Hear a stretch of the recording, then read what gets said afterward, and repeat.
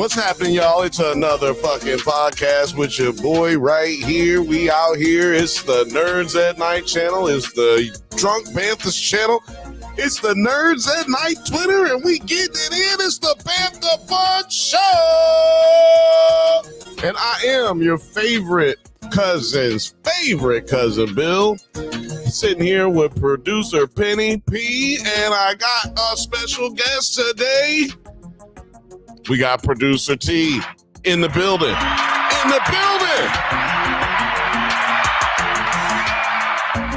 What's happening? How you doing, bro?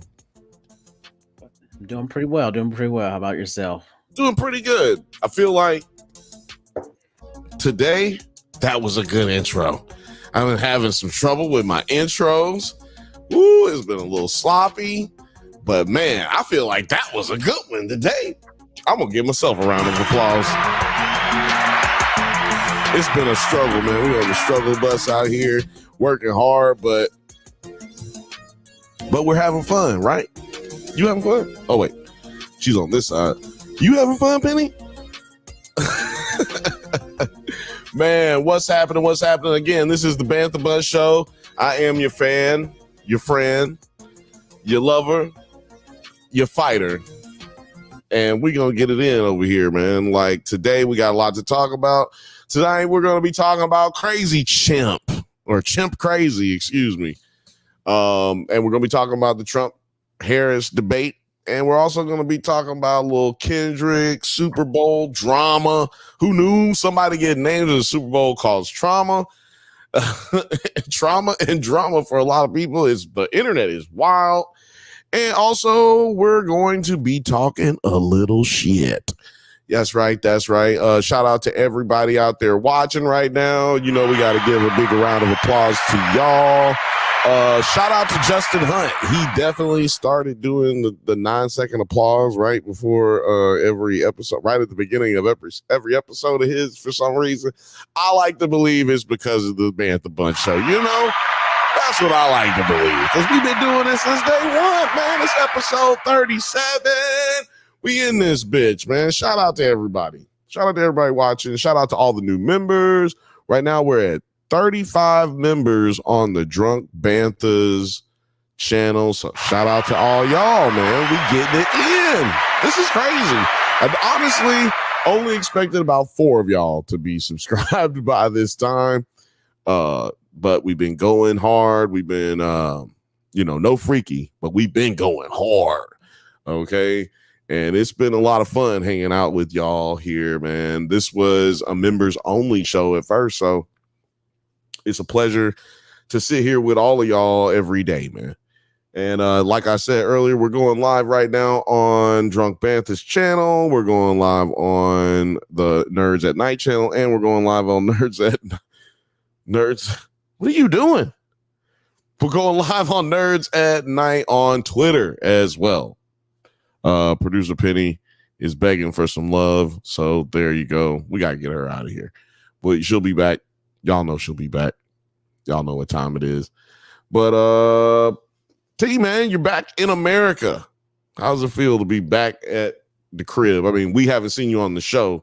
The people haven't seen you since you've been back. So how does it feel to be back, man?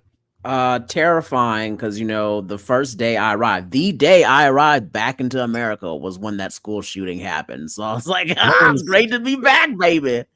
Place where you get fucking capped. Have you ever had your ass capped and popped? Oh man, that's some shit. No, that is crazy. Which shooting? Because there was like a almost shooting, and then there was the real the Georgia one. The Georgia one. Okay, yeah. There was another one that I saw online. Somebody was showing, and like I was at the airport. I was in LA. I had just got to LA, sitting at the airport, killing time to my next flight, and then I get all the stories like breaking news. There's been this. I was like, oh god damn! I just got back in the town. What the fuck, America? Yeah, America ain't playing. Just they were like, just in case you was wondering, when you get back, what type of time. Pick up my gun. I should really keep my gun in the LAX airport and get a storage locker there. As soon as I fly into LA, let me go get my gun. I'm back in America. Yeah, exactly. Just pick that thing up and keep it pushing.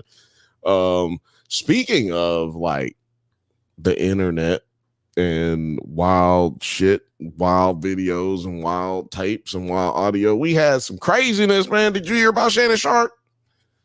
Yeah, I was shown that. One of my buddies texted me the video this morning because I was like, why? Because I had seen that he was trending and I just didn't look into it. And then like 10 minutes later, my buddy sends me the video of it. And I was like, oh, that's why he's trending today. Okay.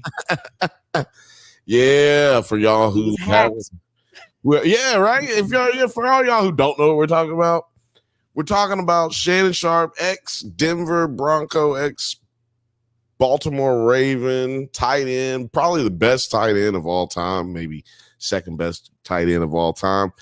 And he's also the proprietor and host of Nightcap and Club Shay Shay, where you've gotten all your dramatic, crazy nigga interviews like Ricky Smiley, Steve Harvey, and also Cat Williams. Exactly. So it's been lit over there at Club Shay Shay, and it got even more lit because Unc said, hey, I might be 60, but I'm about to get these cheeks. And y'all know, if you're familiar with the show, Shannon Sharp says some crazy stuff. You know what I'm saying? Like, if you're familiar with Shannon Sharp in general, he says some crazy shit. He says, he's got a saying. He's one of them country niggas that always got something that their grandmama said or their granddaddy said.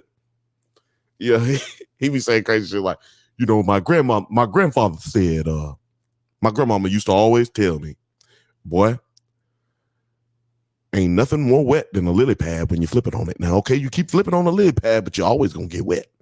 I was like, what does that mean? What does that mean? What does that mean? You can eat your grits cold or you can eat your grits hot.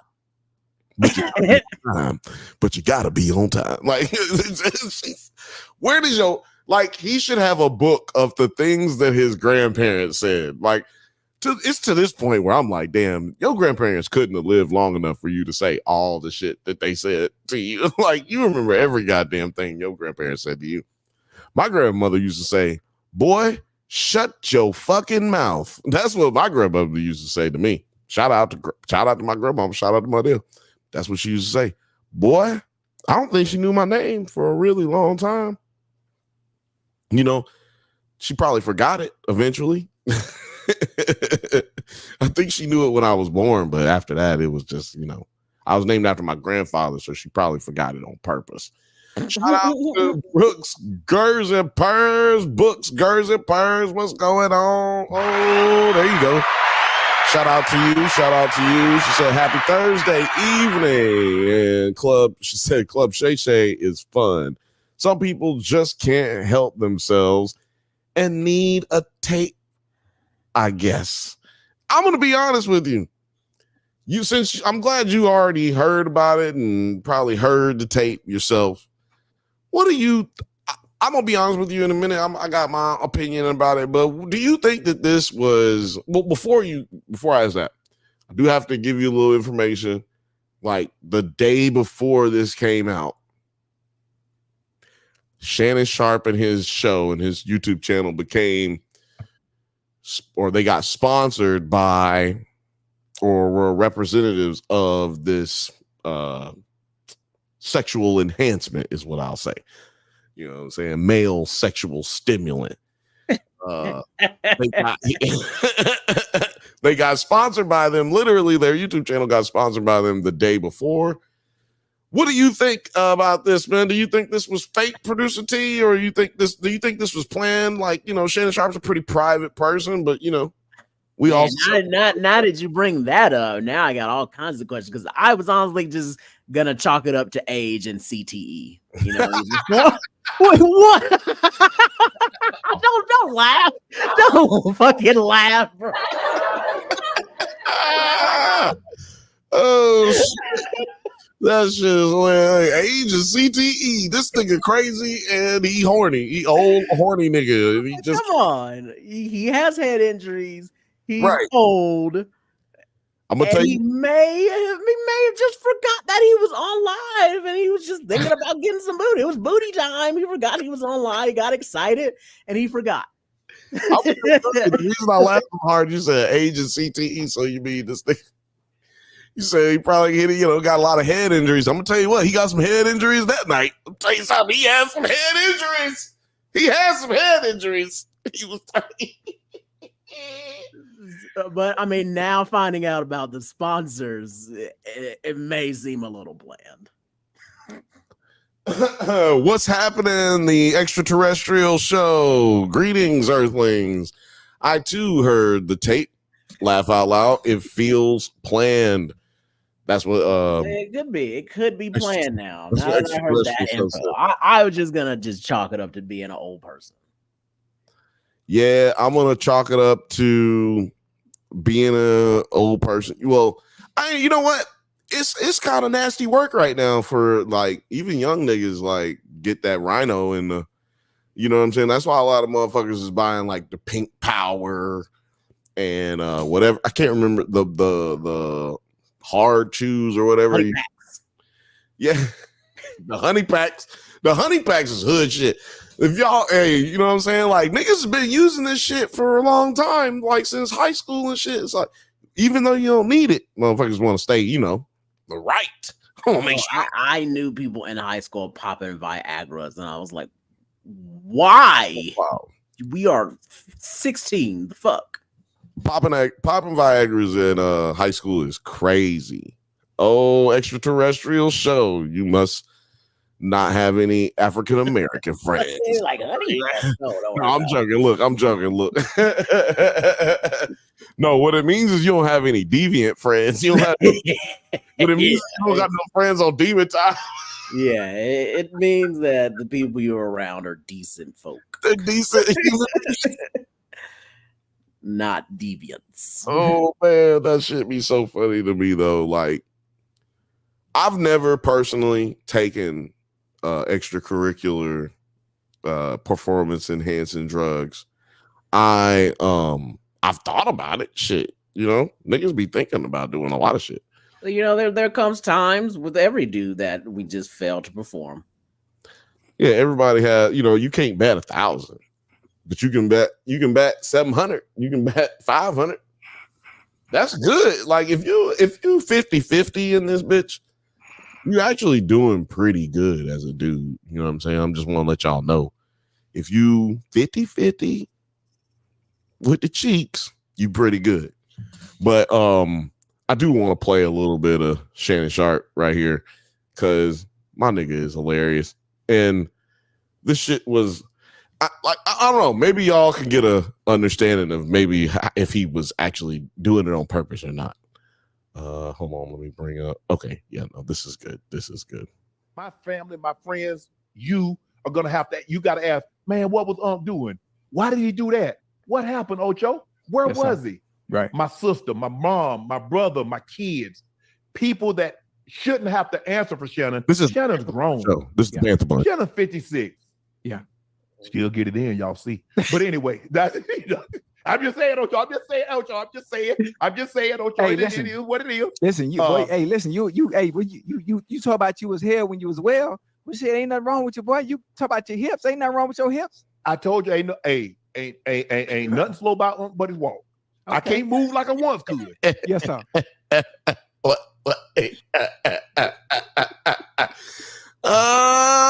Look, I'm glad this is a terrible freeze right here, but it's amazing because I believe this is the face he had when he finished. Oh man, shit! This nigga killed me with this, man. Like, I'm gonna talk a little bit more about it. I don't want to pause it too much because the hip's good. The hip's solid. Yeah, the doctor told me their last 50 years, they said them hips will still be good. Obviously, being in a situation like that, because that's something that I've never been in. I never in my wildest dreams, even like, man, what could possibly happen to you, Unc, that would make you the most embarrassed? This never appeared on my radar. Yeah. It never appeared on my radar. But the fact that in the process of that, you hurt people. Yeah. Now he's talking about when he says he hurt people, he's talking about how he hurt his, his family members. He's got like 3 kids, I believe. They got to answer these questions. He's got a brother, older brother. But really, what he's talking about is that Disney check. Because for y'all who don't know, Shannon be on ESPN every Monday and Wednesday on First Take with what's his name? Stephen A. Smith. So for y'all who don't know, this man really is worried about that check. So once he got on the phone and cleared everything up, he was able to, tell these jokes. But you can tell everyone he was quick to do that. I was hacked. He did explain that in that video that I just pulled up. I just didn't play it because I wanted to get to the funny. But he did explain that his assistant Jordan was the one who actually cut it off. Otherwise, we would have got the whole finale. You know what I'm saying? Like we would have got round 2 if he hadn't turned it off. Might have even saw a little whoop, whoop. Sexy Red showed her chi-chis earlier. She done showed her chi-chis on live. I think she was trying to show Unc up. I think she was trying to show Shannon Sharp up. She said, "Nigga, you ain't got these though." That shit was crazy. She must have been an ex-stripper too, because them titties was like firm, tight, like fake titties, them fake. I'm pretty sure Sexy Red was a dancer at one point. Yeah. She must. I know stripper titties. Ain't no you can't hide stripper titties. You know what I'm saying? Like, I know you used to strip. They make them a certain way at the. They all go to the same doctor, the same type of doctor. Like, yeah, exactly. There's different types of plastic surgeons, and they kind of go to the same one because he's at the same price range. Exactly. Look, I gotta hit these same price points. You know what I'm saying? Get my return on this bitches. Hold on, let me pull this up here. Gers and Purr says tells a lot about a person when they talk about themselves in the third person. He's definitely a character. Exactly. He's a wild boy. He's a wild boy. One of my favorite and least favorite moments of his when he was a player. He was always the dude that you see him as today. Like he as a player, he like was killing my Patriots one day. The Broncos, they were in New England, in Foxborough at an old stadium. They killing us. There you go Broncos. But no, man, this motherfucker was killing us. He fucking picked up the phone after scoring his 3rd touchdown, I believe. Goes over to the sideline, picks up the phone. By the way, y'all, back in the day, they had to call the booth upstairs. So he picks up the phone. He goes, Mr. President, call the National Guard. The Patriots need some help. And he hangs it up and he looks over at the Patriots and looks at the fans. He said, help is on the way. I called the president. Help is on the way. Man, he's always been a character is why I tell that story. It's like, nigga's always been wild. But he is even more wild on this show. He didn't have a lot of his sayings on this episode, so I don't want to play too many. Oh, look, I found one. I found a statement. I found something that he says that's fucking priceless in here. So when you lift weights, we got to get you on the cart. Hit the treadmill first. Or do the step. Hold on. You was breathing heavy. You shouldn't be breathing that heavy. But we got to work on your cardio. Because you was breathing heavy. You shouldn't be breathing that heavy. You shouldn't be breathing that heavy. So we got to work on your cardio. So when you lift weights, we got to get you on the cart. Hit the treadmill first. Or do the step. Real talk, Ocho, your boy. Hey, Ocho, I was already knee deep for about 25. Right. I mean that you.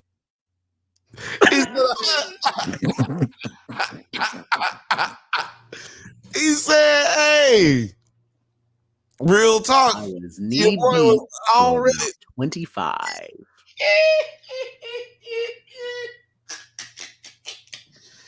Who he's not married too, so like who's his girlfriend? Who I kind of want to know who the chick was. Well, that's that's been the bigger conversation is like who is Michelle? Apparently he was hollering out her name. So I haven't listened to the audio. I don't find it necessary to listen to no audio of a nigga fucking. Maybe if it had been a video and then I found out that the bitch is bad, and then I'm like, well, which bitch is it? Let me see. But like, that's a big maybe. Gerza Purr said, stripper chi-chis. Laugh out loud, crying emoji. Oh man, yeah, stripper chi-chis. Tetas. That's another Spanish word for, women's sweater puppets. I'm trying to use good language on here as much as I can. Gigantes, is that what you said? Chichi Grandes. Oh yeah, Chichi Grandes. I don't know why I was like in Japan and there was a guy from Mexico and we were kind of like talking with each other and kind of speaking Spanish, and then somehow everybody from different countries were all like, just what are your words for boobs? And everybody was just going around just saying words for boobs. I need to know the words for boobs in Japanese. I need to know the words for boobs in every language, actually, because it's just oppa in Japanese. Oppa. That would go, if I had to rank them, that would go probably like, if there was 10, I have to rank it 10th. Like, you know what I'm saying? Like, so far, I don't have 10. I only have 3. So right now, it's at the 3. Actually, I probably got 10 English ones. Like, we crazy with it in English. We got mad names. Obai, my bad. It's Obai. I'm good with that. I like Obai. Oppai. Obai. Obai. Oh my, Obai. Oh my. Morgan said, well, actually, I'm gonna go ahead and go with Big O. What's happening? He said, what's up, y'all? Man, Shannon out there wilding. Trump said niggas eating dogs and crash out Kenny back at it. We going crazy. I know, look, I don't have enough room to make a thumbnail for this week. This week is crazy. This has been wild. I almost don't have time to even get to our nerd news this week. I'm going to get to a little bit of that after this this topic, because I do want to mention that. I think that this is putting on. I love you, Shannon Sharp. Shannon Sharp is my second favorite tight end. I rank him number 2 tight end in the history of football. It goes Gronkowski, it goes Shannon Sharp, it goes Travis Kelce, and then it goes, believe it or not, Mike Ditka. Ditka was not just a coach, he was a player first, and he was tight end, and he was pretty good. Actually, I'm putting Ditka 5th because it's got to be, what's his name? Ozzie Newsome. Ozzie played at the University of Alabama and played for the Cleveland Browns. He was known as the greatest tight end of all time until Shannon Sharp got there. So I would give him 4th and then give Mike Ditka 5. It's between him and no, you know what? Fuck it. I'm putting Mike Ditka 5. Look at his numbers. He's up in there. But yeah, man, I believe him when he talks. He's a truthful person, but I believe that he did this on purpose. Now or someone in his camp. No, you can't do it from the. So I think he did this on purpose, y'all. Let me tell you why. I already mentioned he got the little erection medicine. You know what I mean? I already mentioned that. And then, like, if you go back and watch the video, like, I can't play the whole 1 hour video that they did yesterday, but it just seems he doesn't seem, what does it say, contrite, right? Like, he doesn't seem like he seems like he's apologizing or saying that he didn't really apologize because, you know, he's talking to the audience, not the people that were affected by it. or will be affected by it in some kind of way. But he sounded regretful or resentful, and I think to the way he said it, the way he was sounding, I don't think he really meant it. I think that he really did do that shit on purpose. I think that to a degree, now do I think that the cheek popping was real? I hadn't even heard it, but I'm gonna go ahead and tell you, I think that was real. You know, I haven't heard it. I'm gonna go ahead and say Unc was popping cheeks. You know what I'm saying? Slapping cheeks. It ain't gonna say nightcap. It's gonna say night slap. Okay, is Club Shay Shay night slap them cheeks? Okay, finger popping. We talk about it all the time on this show, finger popping, and it goes down. But apparently it goes all the way down with Unc. Now, what I wanted to do, this is what I wanted to do with this segment. This is what, first of all, this nigga's face is wild, freezing on any moment. I want to go through the comments, bro, because comments be wild. I like to play this game called Comment Roulette. Put it in the chat, y'all. Put it in the chat. What comment do you think is gonna be on here? Like, what's one of the first comments you think is gonna pop up? And we'll see how far down it is. And that's the game, basically. You know, I don't think that there's a real way to win this game because I hadn't come up with a point system yet. But it's a fun little thing to do. Definitely the phrase "Unc off that honey pack." Unc off that honey pack. I looked at the comments earlier today, so I'm not gonna try to play too much. But one of them that I saw, I can't even remember what it was. It was like Unc had her spread like I don't know. Yeah, it was some wild ones, but let's pull it back up. Let's see what some of these are. You said the honey pack was gonna get mentioned. Let's see. Unc told Michelle at the end of the day, just know I gave you all. Just know I gave you all I had. For y'all who don't know, that's what he said on his last day on the show with Skip Bayless. That's what he said. He said at the end of the day, Skip, just know I gave you all I had. Hey, that's exactly it. We needed him saying that afterwards. You know, that's probably what he said when he was finished. Let's see here. Oh man, there's got to be some good ones in here. Oh, somebody said Michelle hit the live button. So do y'all think that? Do y'all believe that Michelle hit the live button? Because I think that's possible. That's definitely possible. Oh shit. There's ding dong dashers in here, man. This is crazy. Y'all, that's my doorbell, just for those who have never been here before. This is the Bantha Bun Show. Thank you for checking us out. There's a lot of y'all watching on Twitter. There's a lot of y'all watching on Nerds at Night on YouTube and on Drunk Banthas on YouTube. Shout out to all of y'all. People be ringing my doorbell. Let's check out some more of these comments, man. Okay, yeah, this is my thing. Shannon was in there breathing like, girl, yo mama shola, yo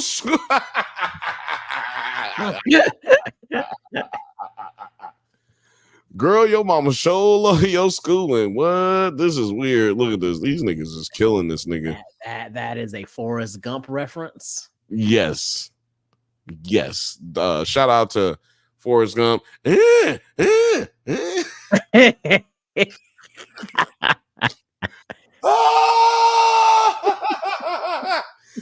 I gotta stress, I cannot stress enough, I have not listened to this motherfucking audio.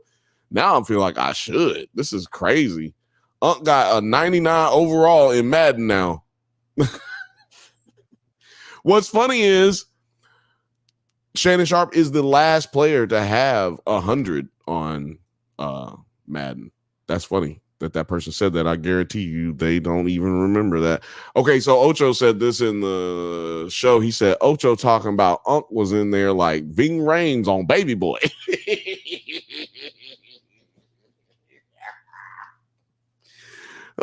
He was in there like Ving Rhames on Baby Boy. Oh my God, this is ridiculous. This is ridiculous. Let's see here. Let's keep going. Let's try to find this honey pack.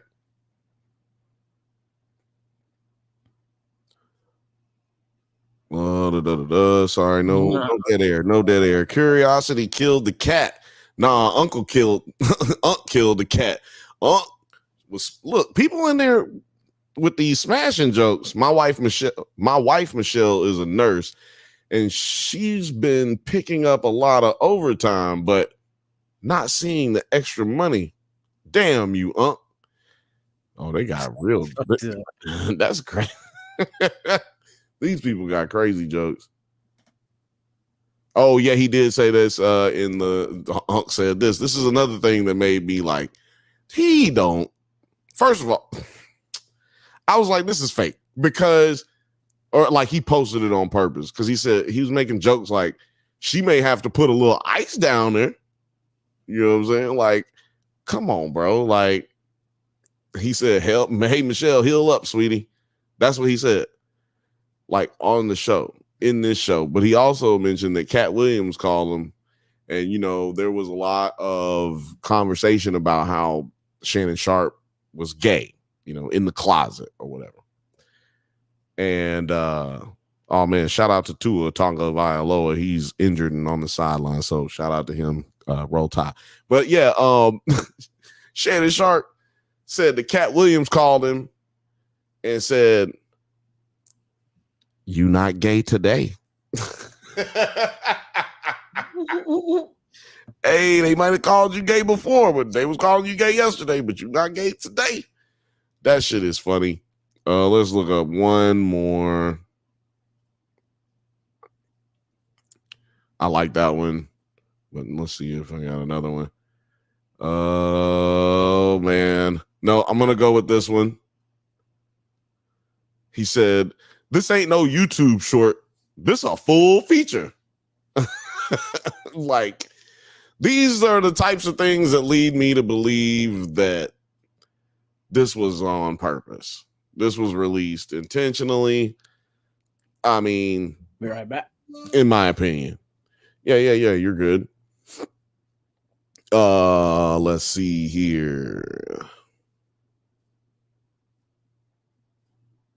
I got to go through the comments now since I've been on the other side. I hadn't seen any of these comments. Othelia said, "Ain't no damn way he hit live on accident." Excuse me. Othelia said, "Also, just know when you your head on that pillow, when you lay your head on that pillow at night, I gave it everything I had." Shannon to his girl, probably. No, it's Shannon to his girl, definitely. That nigga looked like Sticky Fingers when he was casted to play Blade. Hey, shout out to Sticky Fingers, you know, the second Blade, man. Actually, he might be the only other Blade other than Wesley, because so far we don't have Mahershala. And I have it on good authority that it's a 50-50 on whether or not we're going to get that movie. Just by the way, you heard it here first. And that's all I'm going to say about it. I ain't going to hold y'all on that one.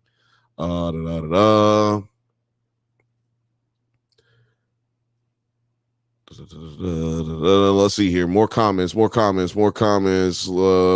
says, Fifth Bantha says, "I can't read any of the comments and miss the audio laugh out loud."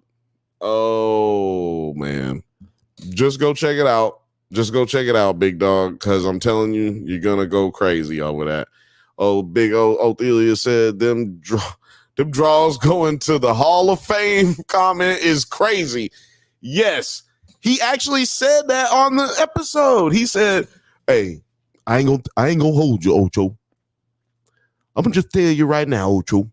Hey, them draws going in there in the Hall of Fame. Hey, hang them draws up.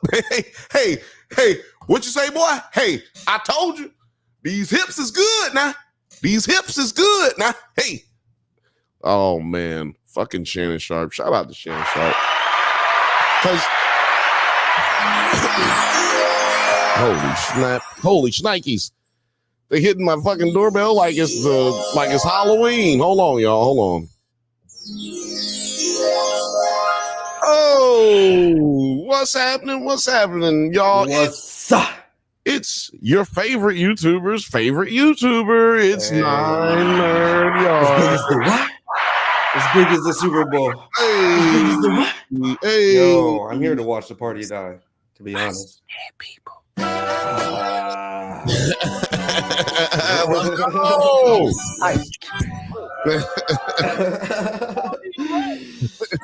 Nah, it's this right here.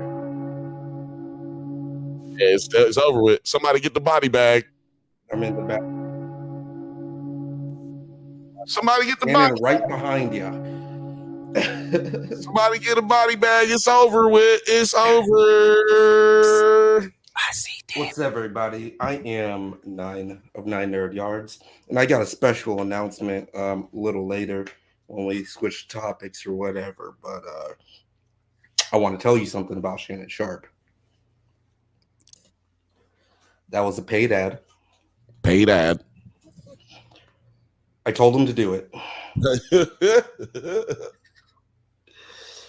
I told him to do it because I was the one that accidentally hit live. You know he's majority Nigerian, and you hate him. So you hate him. I was actually there to assassinate him. Because he is a majority Nigerian. But I was like, you know what? How about I do this instead? Thinking that it was going to hurt his career. Instead, I thought it was going to hurt his career. What's up, producer P? I didn't know you were here. Running a good show tonight. I thought it was going to hurt his career. But guess what? Wrong. Like the sneaky Nigerians do. Wrong. He was able to flip it. Flip it. Flip it. Flip it. He flipped it. He sometimes you gotta show niggas. I was like, how about you don't pop it out though? Like that's a little too much. Extraterrestrial show said what? 9-hit record. The plot thickens. I hit record. Yeah, we're live. We live in this bitch. 9 pops up on you niggas sometimes. Sometimes you gotta pop up and show niggas. I see dead people. I've been literally working for the man. Yeah, man. I forgot how much it sucks when you're like on the grind like that and like just actually like have to go into the office and like do shit. Yeah, man. It's hard. It's a fucking live work. that life, man. It's hard out here, But when I go into my 9 to 5, mostly I work at the crib. You know what I'm saying? But for y'all who are surprised, man, I want to work back at the. I know y'all are surprised that we out here working regular jobs because we're so amazing and funny and hilarious, and we got great comments and intelligent conversation. But the fact of the matter is, we regular everydays right now. We work 2 jobs. It's kind of sad. One job is YouTube, and the other job is the white man. So,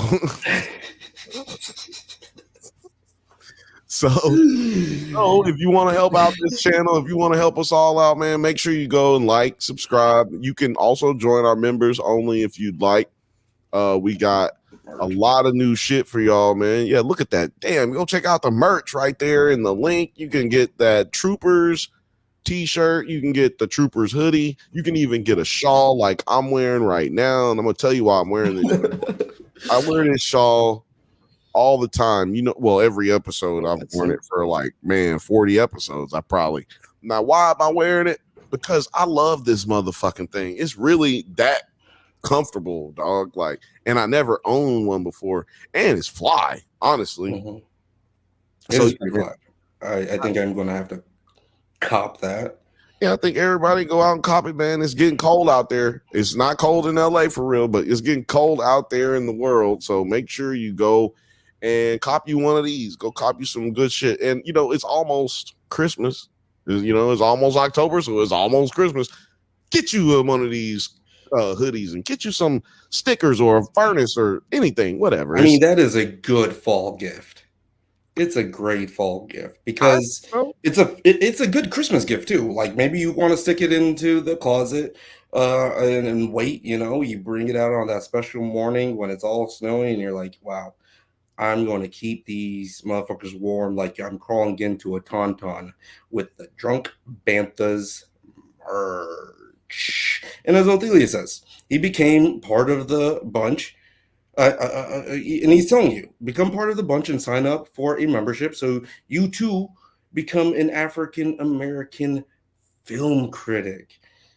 That's actually one of the highest jobs among Gen Alpha and Gen Z. They're saying they don't want to be astronauts. They don't want to be scientists. They don't want to be actors anymore. They want to be Bantha Bunch African American film critics, like Othelia says. Thank you so much for that, Othelia. What a brilliant observation.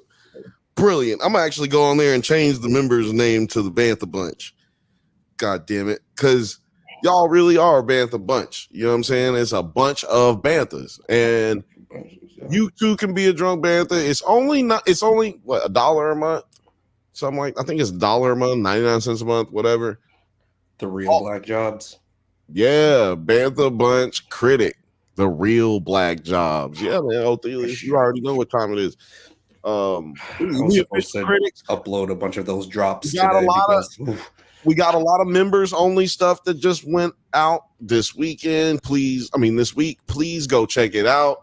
If you're a member, if you're not, you can go and subscribe. But also, we got stuff for people who are not members. New video, the Deadpool Wolverine video review. Finally, Alex got it out to y'all. All you got to do is go check that out after this if you're interested in it. The title of, basically the review is it good? I think the title of the video is Deadpool Wolverine is stupid. So yeah, go check that out. Is he being provocative or is he just being an asshole? I don't know, because I haven't seen it. So check it out. I did want to pull up, or Nine, can you pull up Kirsten's new video? That's what I was going to pull up because I want to play a little bit of it. I mean, the Bantha Bunch is starting real careers over here. Like, if you want a black job, I got you. We're just starting black jobs, really. Like, we're probably like the leading black job producer in America right now. Actively right now, we have created more black jobs per capita. I'm pretty sure per capita, not per capita. Because basically every black person, basically 90% of the black people we know, we have given jobs, and so we want to give out more.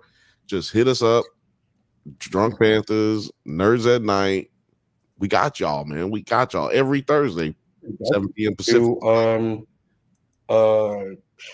New introduction to the umbrella that is the Drunk Banthas times Nerd times Pins umbrella that we've set up is a program channel hosted by the lovely, beautiful, charismatic, smart Kirsten Cobb talking. She talks indeed. And her first video is posted right now. And it is about it's an interview at Fantastic Fest with the cast and director and editor of the movie Strange Darling that's in theaters now. Right now. Right, that's crazy because this is from like Strange Darling came out a year ago at Fantastic Fest, which is next week. We got people. We got popping back up another year. We got shit in the vault. So yeah, once again, we'll be putting more shit in our vault that we'll be holding on to. Yes, we got Terrifier 3 is premiering. Terrifier 3. Check that. Just recently, for the Emmys, a shout out to Michael Clyde. Michael Clyde, motherfucking the visual effects supervisor of Shogun, the hit show on FX, Shogun. I know you were watching those motherfuckers, shing, shing, shing, and whatever. That motherfucker just won an Emmy. Guess who has an interview with an Emmy award winning goddamn TV Guess whose person. show gave him enough views for them to give him the Emmy? We did that. They weren't on his shit until we right there, guys. It's just that Nine Nerds bump a little bit. Yeah, there's a little Nine Nerds bump going on. You don't check that shit out. Oh, it zoomed in on accident. But you see that? Nerds at Night right there. That Nerds at Night bump. That Nerds bump. That Nerds bump is so real. Moniker makers. We're Emmy makers. We could not get Warrior. Warrior lost to Shogun for best choreography in a drama series. And if you go no, they just got beat by the machine because Warrior has way better choreography, especially that they use. Joe Taslim, fucking a real fucking martial artist, like not man. I'm just saying, Joe Taslim. Y'all don't know who Joe. If you don't know who Joe Taslim is, he's Sub-Zero. Sub fucking zero, man. So I don't know. And these are the facts. Popular man in all of the world. These are the facts. But we got that bump going so strong that even our runner-up people that we've interviewed, that the Bantha bunch interviewed, they were going to get it, and we already got them covered too. They at least get nominated. We can at least say we're Emmy nom makers. You might not win. You could win. You might win. That's possible. But you at least gonna get that nom. Oh no, yeah. Because people call themselves Emmy nominees if they're not an award winners. They will go and say, "I'm an Oscar nominee." Oscar nominated. You assume a virtue, man. You're going to be eating lunch if you come on the Drunk Banthas or Nerds at Night or Nine Nerd Yards. Because guess what? It's going to be nom. We're gonna have flashbacks. Okay, are we? 9. Is there something in front of your camera? Yeah, there's something in front of your joint. Yeah, I mean, get your draws off of there. Get your Hall of Fame draws off of there. It's hey, move out the way, Shannon. They don't need to see that right there. Michelle, get Michelle out of the way, man. Get Michelle out of here. It's just Shannon Sharp behind it. Oh man, Shannon has gotten about. He's trying to show off. He's gotten about 50 minutes. So what I'm going to do right now is casually move over to a different topic. I don't really have a great segue for this. But I do want to talk about the dogs. Who let the dogs out? I'll tell you who let the dogs out. The Haitians. Look, the Haitians. I thought they didn't let them out. I thought they were. Can I say, just after that debate, I've definitely made up my mind of who I'm voting for. Hell yeah, boy. Oh, what the fuck? Where did I'm voting? You gotta love Timu. You gotta love that Timu because they be get you everything. Look, I'm not actually voting for him, but I am a black man, and we've seen what could happen. That's part of my disguise. In case he does win, in case he wins, I got that to put on, and they not gonna mess with me. All right, they gonna get y'all. They gonna get me. How much was that on Temu? In case anybody, I think it was like $3. And like somebody, and I also forgot to say, the big reason why we were able to get all of these interviews and all of the shit is our great producer Terry.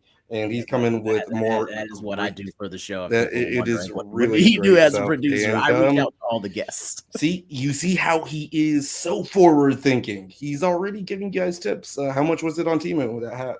It came out to like $3. I bought one for me and my little brother. You know, just in case things happen, things go awry. You put that boy on. Yeah, that's a great costume. I never thought of that. I was just gonna get when like McCain was running, I was gonna like, start a militia and take, I was gonna do what they did on January 6th. That was my plan. Except I was gonna hit a lot of soft targets. But but that was if they didn't elect the black man. Because I was like, look, if they don't elect this nigga, then they never gonna fuck with niggas. They don't America don't fuck with niggas if they don't elect this homely, nice, light-skinned, half white nigga. If you're not gonna vote this nigga in, this nigga who's centrist, don't even fuck with gay marriage, come on, man. When you gonna vote for niggas? So, but luckily none of that ever happened, and that was in my youth. You know what I mean? Now I'm too old to care. But not too old to care, but too old to get up and do something like that. Too old to get up and pop out. You're so young. You're so young. Too old to pop out and show niggas though. So the one thing I took away from the military is what I'm saying. From the dogs and the cats is racists don't get their racism stereotype straight anymore. Because I thought the whole eating dogs and cats thing was always aimed at the Haitian community. At the Asian community. Oh yeah. When did the Haitians start doing that? If Trump would have got on there and said the Haitians are turning people into voodoo slaves and making them do work, I would have been like, that's true. That's what they do. You can't be trusting the Haitians. They be doing that voodoo shit. I believe that, but turning people into right. Get your stereotypes straight is what I'm saying. They're turning people into zombies. They're making zombies. It would have been better. I ain't gonna lie. Would have been better. Have you ever seen Resident Evil? But I would have had a whole different night planned if it would have been that. I still would have been able to get them jokes off. That would have been the important part.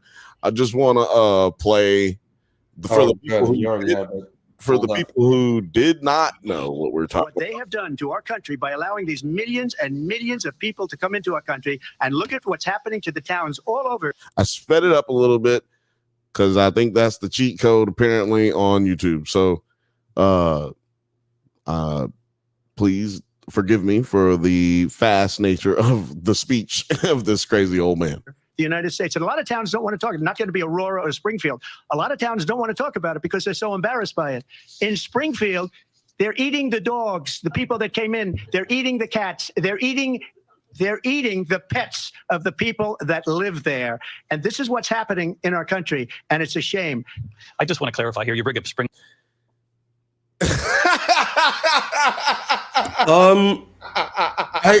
I think we're missing out on man. I would first like to hear from producer Penny. How do you feel about this, producer Penny? The Haitians, they're eating the dogs, they're eating the cats. I know you probably don't care that much about the cats being eaten, but you're a brown dog. How do you feel about this? No. Okay. You don't feel it? Well, wait, what would you say? What do you want to say to Mr. Trump about this? That is amazing. Earlier, she was looking her twat. So, look at I that. mean, does that count as? I mean, it's a dog eat dog world, I guess. Well, I can translate that right there. Her that translation is that nigga's crazy. Ain't nobody out here eating dogs. We would know it because we have a dog correspondent right here. Yeah. Who else has a dog correspondent? No one is out there eating dogs. It is confirmed from the dog community. Okay. I'm going to finish up this video. I'm going to play a little rest of this video because the follow-up to this was fucking hilarious. there. And this is what's happening in our country, and it's a shame. I just want to clarify here. You bring up Springfield, Ohio, and ABC News did reach out to the city manager there. He told us there have been no credible reports of specific claims of pets being harmed, injured, or abused by individuals within the immigrant community. Well, I've seen people on television. Let me just say here, this is the people on television say my dog was taken and used for food. So maybe he said that, and maybe that's a good thing to say for a city manager. I'm not taking this from television. But the people on television saying their manager. dog was eaten by the people that went there. Well, my pause game is amazing. I just want to say, my pause game is amazing. Look at these. Look at this. This sums up. If you didn't watch the debate, shout out to everybody who's joining us, coming on in. This is the Bantha Bunch Show. Shout out to y'all. This is the Bantha Bunch Show. Love y'all. We're talking about the debate earlier this week, and look, this sums it up. Look at her face. Look at his face. He's mad, angry, aggressive, like whatever. And she's sitting there like, ugh. It's just you're gross. So crazy, just considering, because she baited him so good. She masturbated him. I'm gonna She was working. I mean, yeah, talk about pause game. I guess Shannon Sharp should learn a thing or two from your pause game, because or maybe Trump too. He should have been like, before I say this, maybe I just need to stop and think for a goddamn second. You can think. Yeah, like nobody ever does that during a debate. Like you can just like take a breath and think about what was said before you blurt out some crazy ass shit. Because like you said, she was baiting him from the beginning. She was constantly like, she was answering a question while not like barely answering a question, while leaving him little breadcrumbs, little bait to say something crazy. And then he would jump on it. Like he jumped at the chance to try to either defend himself or make light of something that she said. And whoever planned this debate, bravo, because they did an amazing job. Like Kamala Harris is not known to be a great politician. And let me tell you this. She's putting so much as a person who voted for her, as a person who was in her district as a senator, I can tell you that she is a better policymaker, a better governor, like of like someone who oversees governance than she is a politician. She's not great at commanding a room, if you will, or the things that you expect or out of what we consider stereotypically a presidential candidate. She's a real human being. That's the thing. Well, yeah, I mean, for the most part. Yes and no. She is also a political, like she's a monster when it comes to fundraising.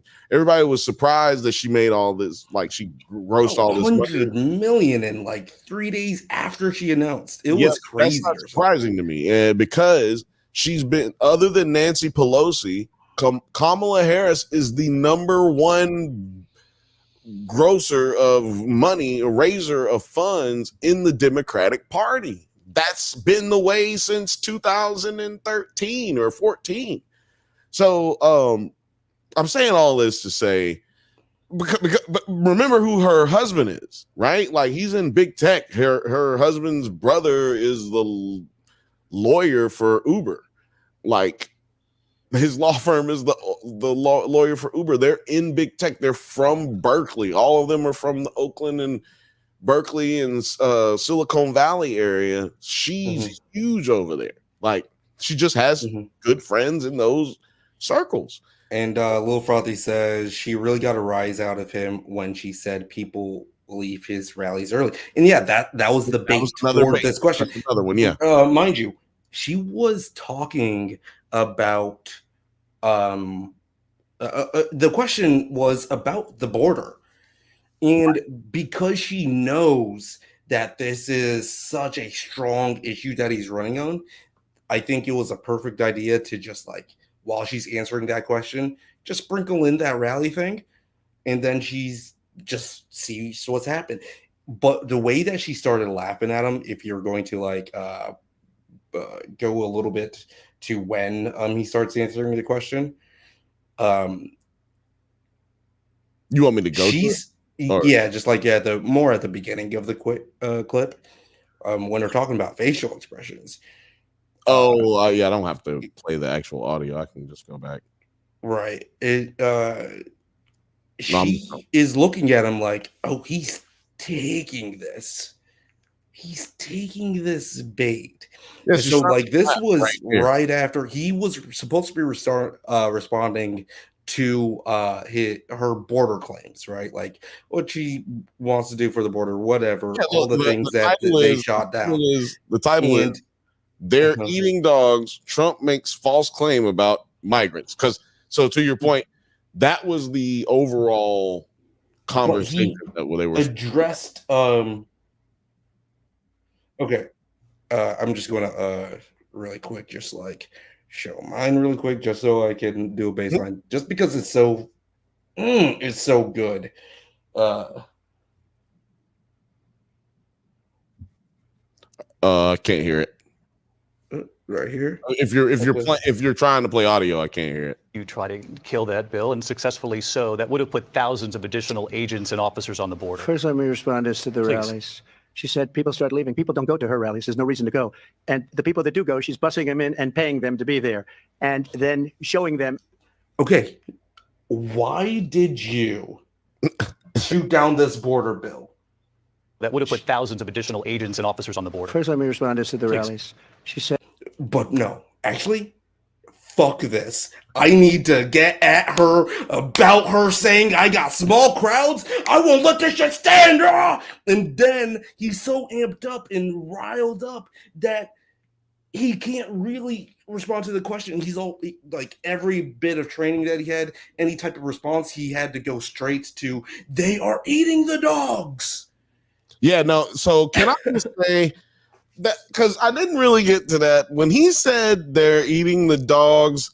Can you play that part? Can you just get to that? Like, a lot of towns don't want to talk about it because they're so embarrassed by it. That's in right. Springfield, they're eating the dogs. The people that came. She's like, oh my God, I didn't think it was going to work out that well. I didn't know that bait was going to crush him. Right. When he said that shit, let me tell you something. I could tell immediately she had never heard this. Like she has never even heard this story. I didn't hear about it. I have not heard about this because we're not on Truth Social. This is a big thing that's been on Truth Social.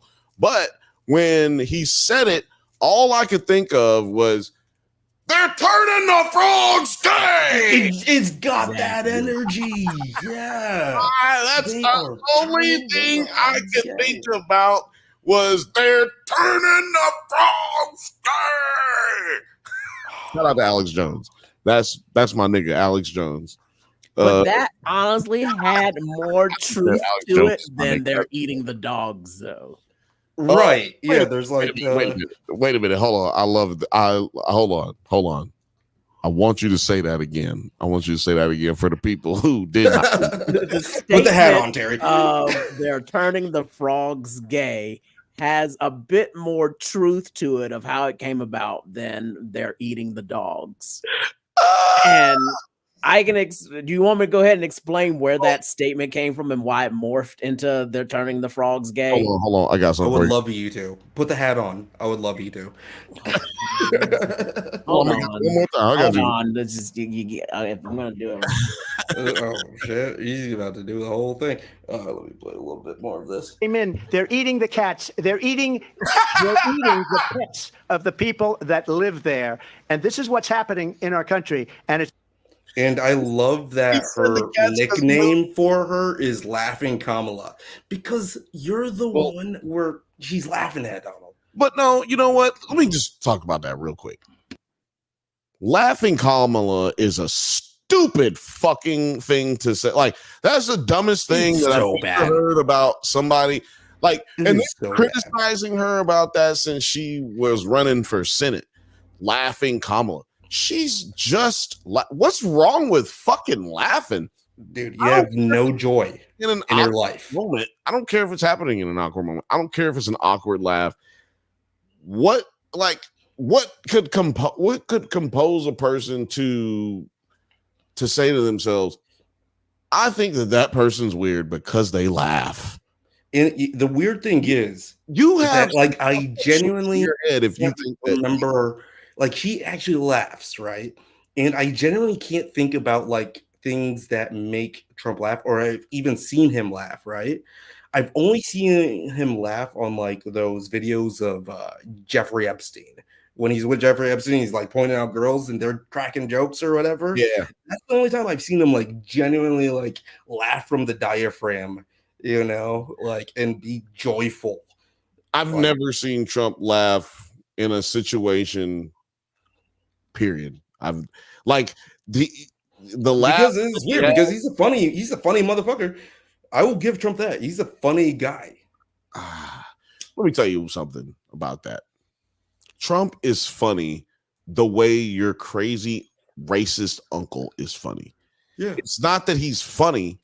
He's just ridiculous. So like, if like a big-eyed, goofy-ass nigga, he got big old eyes, and every time he fucking says something, he do this. Like, you gonna laugh. Is he really funny? No, he funny looking. And that's Trump. Like, somebody said it the other day. Why, like, somebody, can't remember nothing. I can't remember shit about people. Sorry, y'all. Whoever said this, I give you the credit. I did not say this.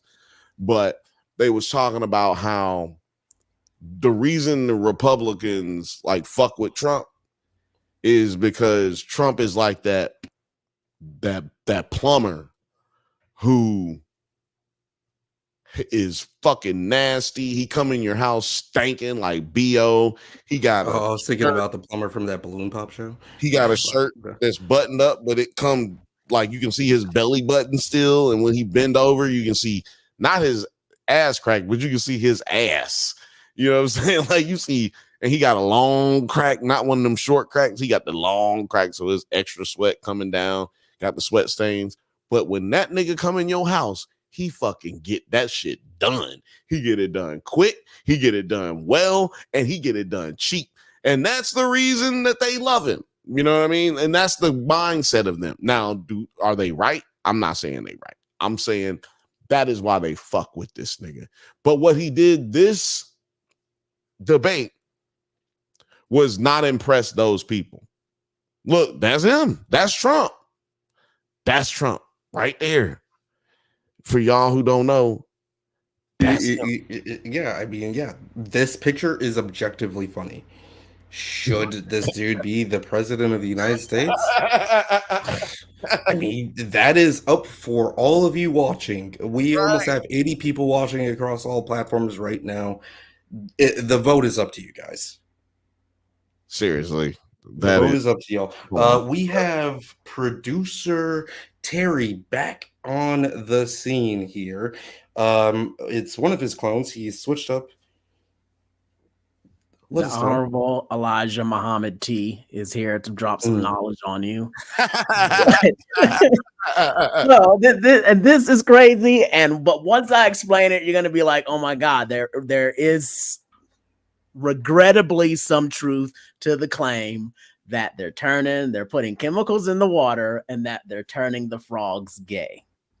And it is because there is a chemical called atrazine, which is most commonly found in a lot of like agriculture pesticides, and that has been running off into the groundwater. We all know that like pesticides have been running off into the groundwater, but what they have found out that this chemical in the ground, when it gets into the water, that when frogs do it, it is actually having them undergo a sex change. It is making these frogs and their offspring turn hermaphroditic. Okay.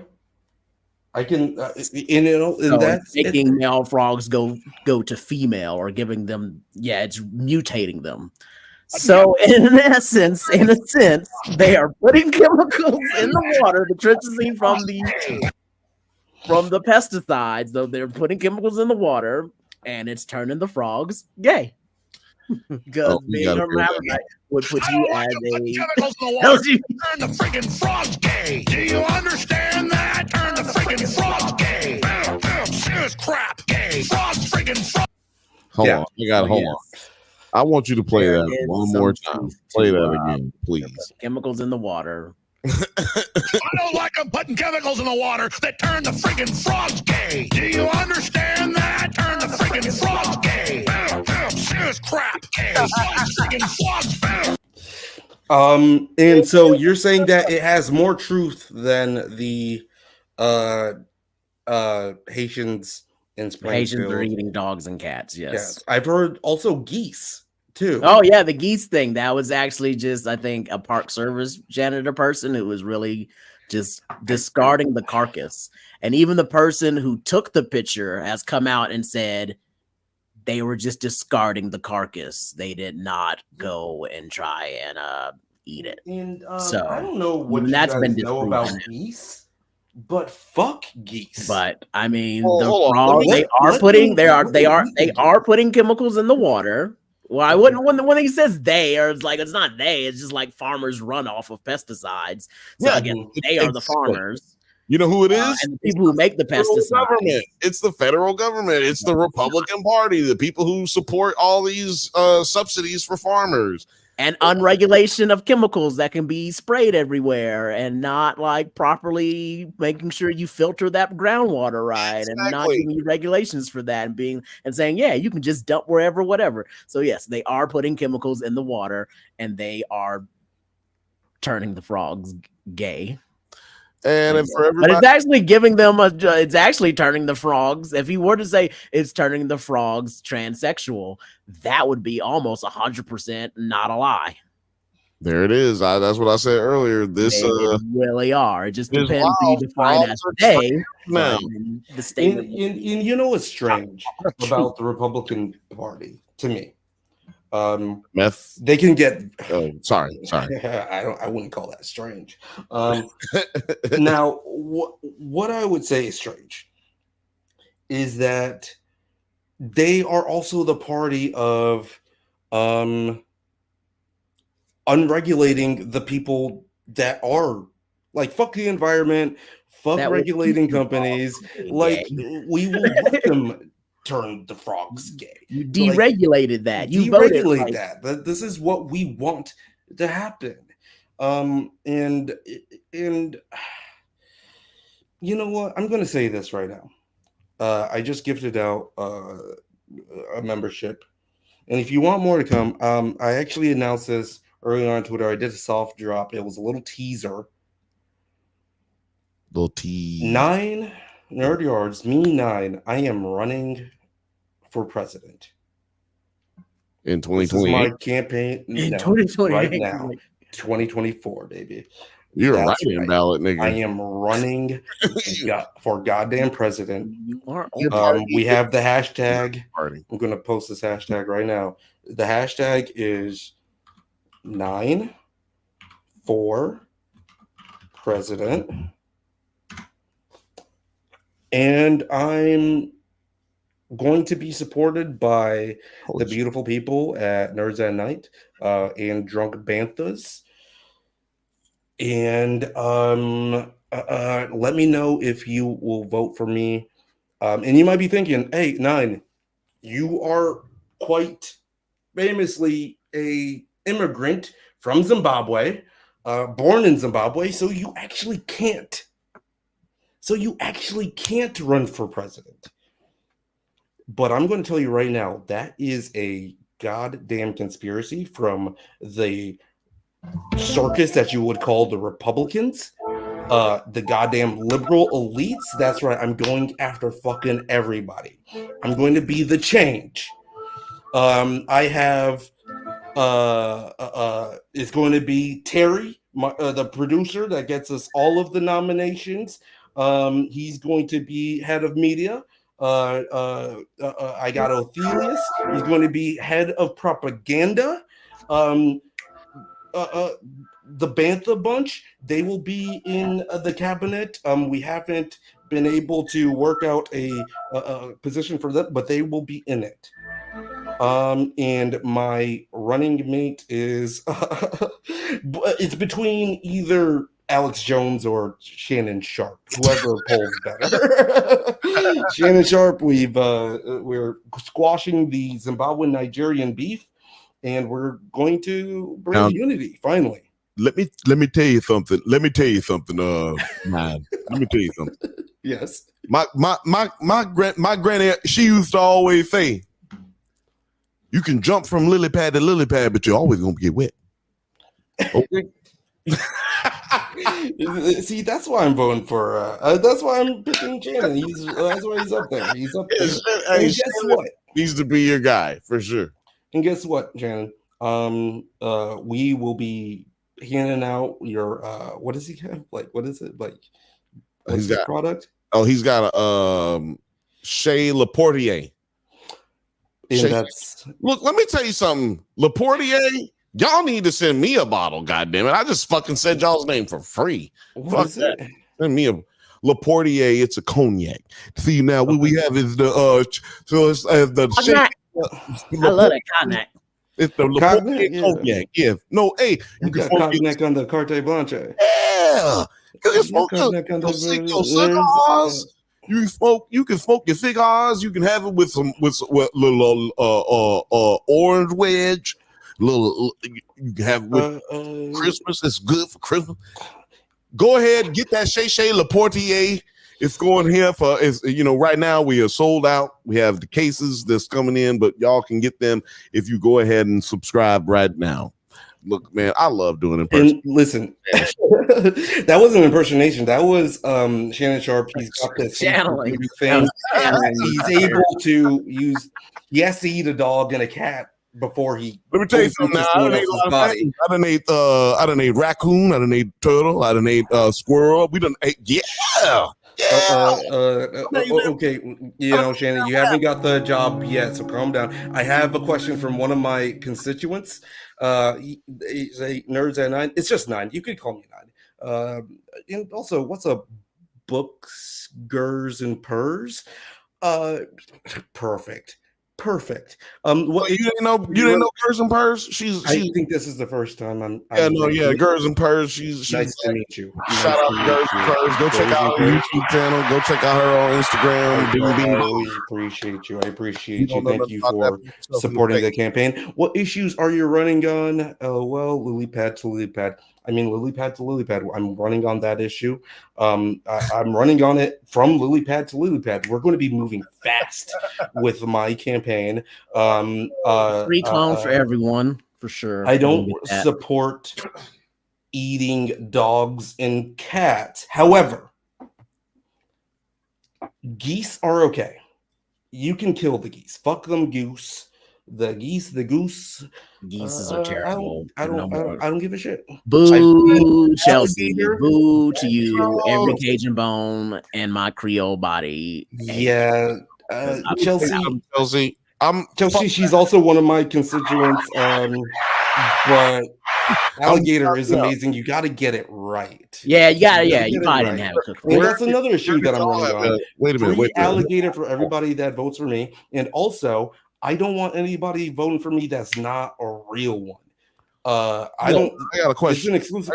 Only vote for me if you're a real one. Where did you get alligator? I want to know where both of y'all. Where did y'all have alligator? Shout out to Chelsea, by the way. Welcome back. Haven't seen you in a long time. Maybe you've been watching, but you ain't been commenting. But welcome back. It's good to hear from you. I want to know where you had alligator at 9. My first time that I had alligator was overlooking the Zambezi River in Lake Kariba. I could see I was in Zimbabwe. I could see the Zambia border right there. There's a fucking amazing crocodiles over there. We got that fucking swamp. We got the swamp monsters. Okay. The second time that I had alligator was right in New Orleans. Right next, not that far from the fucking Superdome. Okay. To be honest, yeah, I have had the best I've had the best alligators.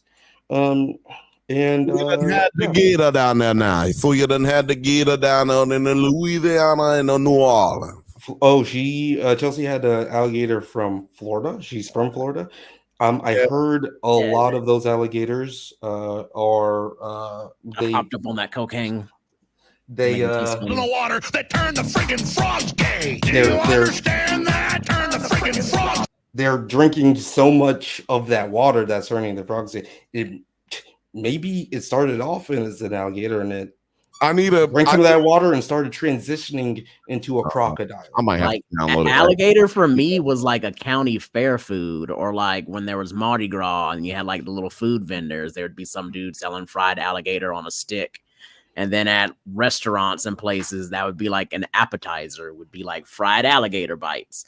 Like every time I go back home, there's a place I go to, and I was like, I'm gonna give me a big bowl of gumbo and some fried alligator bites. That's what I want right now.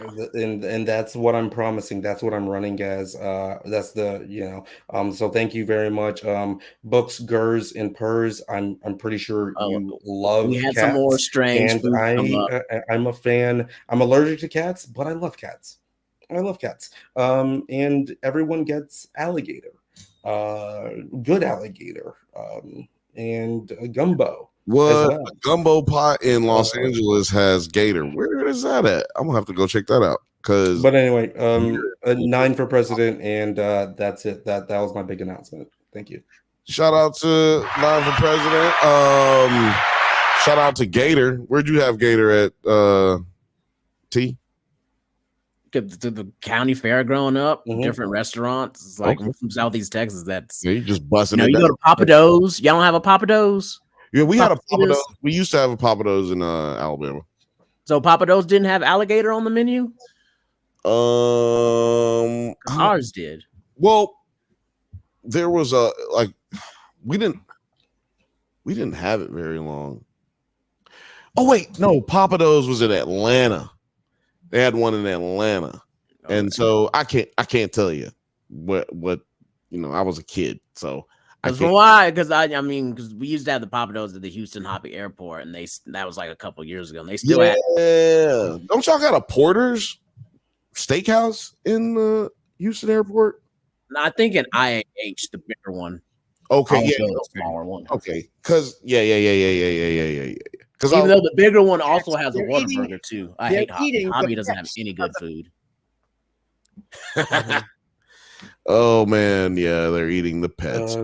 Dion says, always remember, alligator bites never heal.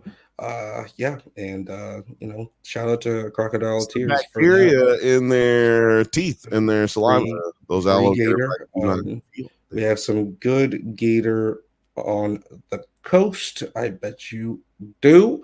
Guys, I'm feeling sick, and my writing session went to shit as a result. Pray for me. Oh my God. So many prayers.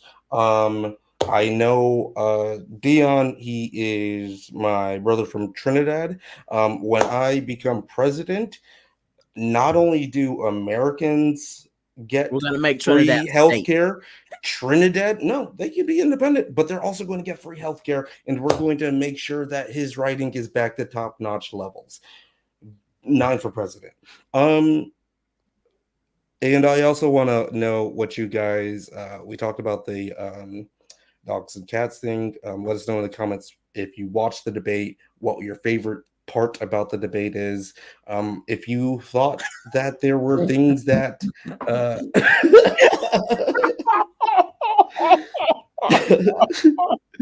America go one up. Is the ghetto. No, and only real ones are allowed in America. Or under my America, only real ones. And we're going to do that. Trinidad's have free healthcare. Guess what? We're going to make it even more free, actually. They don't want it.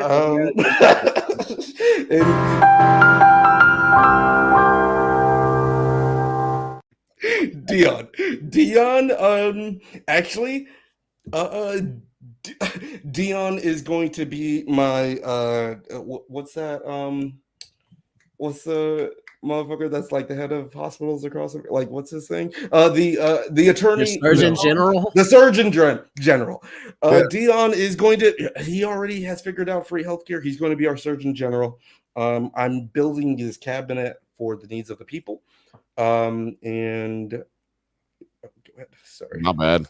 Chelsea said favorite was when he took every part of her bait and went off the rails completely.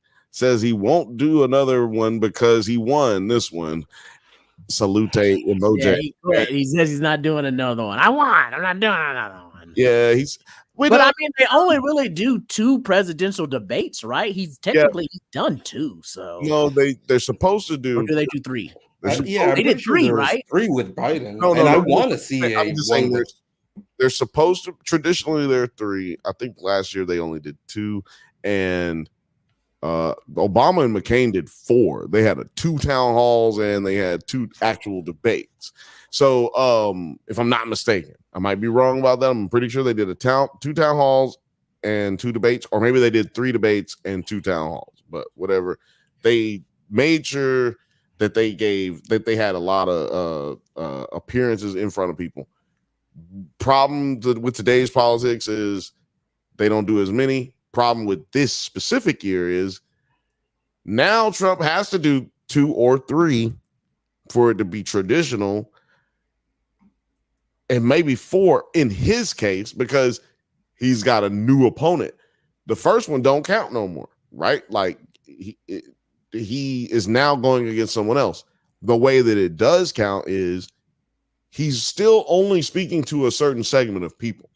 We're at a point in this situation, in this campaign, in this presidential election, where we're in a situation right now where there is no normalcy, right? This is all never happened before. This is all unprecedented. Shout out Rachel V.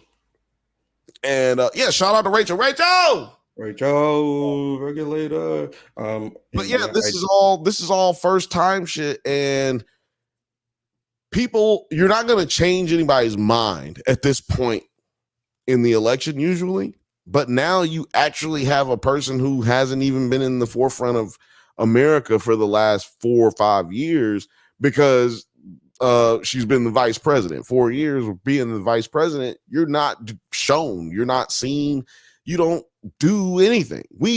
And to hold that against a vice president, like as a opponent, if you're going against a vice president incumbent and try to say that they didn't do something and they didn't do that, like no vice president does anything. How many times? I would always bring up, what did Mike Pence do then? What did Mike Pence do for you? I was just about to say the same thing. Just about to say it. Like, like Mike Pence what did I do? actually did one of the most important things that we've seen happen in America, and he did not follow Trump's instructions. Right. And that's the reason why he's not endorsing Donald Trump. It is so crazy to me that Mike Pence, like they were screaming, hang Mike Pence with a fucking gallows. Nigga, they had the goddamn. They're ready to do it. They was ready. They were ready to do it. We have a functional machine to hang this nigger lover. Let's. It is what they was on. So crazy. Man, because I almost want to give her the sound bite and be like, you know what you need to ask him? Where's Mike? Where's Mike? Hashtag that. Where's Mike? Instead of where's Corbin? Where's Mike? Because Mike Pence. No, I want you has where's Mike P? Go ahead. Hold on. I just wanted you to leave this comment up because Mike Pterodactyl Pie says Mike Pence barely made it out alive from his VP position. Laugh out loud. Now, the reason that I wanted to bring this up is because Trump mentioned the lady, was it Lindsay something, who got shot in the White House January 6th when they was attacking Congress, and Mike Pence was actually who they were protecting. Mike Pence was in that hallway when she got shot. That's the reason she got shot, is because now you coming after the second in line to be the president of the United States. They busted her dome up and that's literally what stopped everybody from coming through there. Right. But Trump, he brought her up, and yes, that was a tragic situation, but she was violating the law. She was breaking the law. What happened to the girl in Chicago And he didn't want to bring that up. He didn't want to talk about that. He actually said that the police officer, we'll see about his situation. Maybe he should get off. Maybe he shouldn't. Who knows? Like, that just goes to show you the glaring, blatant racism. Like, that literally said those are dog whistles. Dog whistles are different today than they were in the 90s and the 80s, which is where most of you have your reference for racism, because a lot of you don't experience it because you don't go outside of your circles in life. And so therefore you get a lot of your racist material and ideas and what they stand for from the past. Try to bring that know what their real dog whistles are today, and the dog whistle that you hear constantly is the January 6th. They call it J6 now. J6 is, and why y'all might say, what does racism have to do with January 6th? Everybody who was out there touts, supports, props up, and fights for these white supremacists that uphold these, that rally these motherfuckers to get out there and go and attack our fucking capital, y'all. Like, just think about that shit. Like, that's one of those things that goes to the wayside, because it's one of those traumatic things that's just really too traumatic for us to really focus on when you got to figure out how you're going to pay your rent, when you got to figure out how you're going to pay your car note, when you got to figure out how you're going to make it to the bus because you ain't got no car. Like, it's hard to fucking focus on these types of things, but just don't forget. That's what I'm saying. Just don't forget those things. You definitely got to live your life. You definitely got to have, you got to have that shit clear from your mind to actually live a good, clean, mental life, mentally healthy life. But man, don't forget, because if you forget, then these motherfuckers come up later and do the same shit. I completely agree. And I also want to point out Pterodactyl Pie, that is a sick username. And on that topic, let's see here. Volume. Patriotically, and nobody on the other side was killed. Ashley Babbitt was shot by an out-of-control police officer. Damn, I said Lizzie. Shit. Out of Ashley control Babbitt. police That officer. is what I want to bring up. And Terry, the talk to him. Fraternal Order of Police are still Talk to him. backing this man. How is it law and order? By the way, we have That should tell you that the 117 police people are just, watching at the across end of all the day, platforms right police now. are Thank you guys for racist and will tuning throw in. away the good Thank you ones. so much for tuning in. Crazy. Yeah. 9, we didn't play the video of Kirsten's. I want to make sure we play it. This isn't a good segue. This isn't a good segue. I'm just saying you can cue it up for when we can play it later, because I got it already queued up too. Okay, yeah. Now I just wanted on Terry's point, how are they the party of law and order for one specific, every time a black person gets shot, every time anything's happening, or like Kamala brought up, like, hey, when it was the Tiki Torch things and a guy slammed into a very peaceful protest, anti-protest to those Tiki Torches, and that woman died. Like, why is it that it's now now you want to toe the line, but when it is literally barbarians at the gates of our democracy, Right. then fuck that cop. He was an out of control lunatic, right? Like, it is insane that it's how it happens. They're just a blue gang. She should have complied. Exactly. They're just a blue gang. Yeah. Let me just talk to Lil Frothy's point right there, because that's what they say all the time. Yeah, exactly. Right? Like, they say that all the time. Why didn't she comply? Tyreek Hill, for instance, like, that was big this weekend. He got completely complied. detained. He wasn't arrested, but he was detained for a moment while being abused by the police officers. And the only thing people can really seem to talk about is the fact that he was rude to the police, and he should have complied better than he did. And my thing is, okay, but let's just talk some hypotheticals here. Why is this shit not focusing? Why is it not focusing? That's fucking weird. But yeah, let's just say, hold on, let me turn this goddamn shit off. That is annoying. But okay, let's just say you got a dog, right? You own a dog? You out there? I hate my dog, actually. Whoopsie. Whoops. There we go. All right. Hold on. Ooh, my phone just started playing shit. But yeah, let's just say you own a dog. You own a dog. Unless you've ate it, like 9 did. But I'll get another dog. Your dog does something bad. Better, more delicious dog. Right? Your dog does something bad, right? Like shits on your fucking floor or some shit. Right? Are we gonna kill the dog? Like, does that make sense? Right? Like, do we just throw the dog out, or do we beat the dog? You know what I mean? Like, no, man. Like, let's just talk to the dog. Why don't you put the dog like, hey, let's just say this. How about you want him to get out of the car? How about, he won't roll the window down. Okay, he's getting out of the car. We're making him get out of the car. Okay, right? Now, we don't have to throw him down or anything. We're already in power, right? So as the dog, like, come over to me.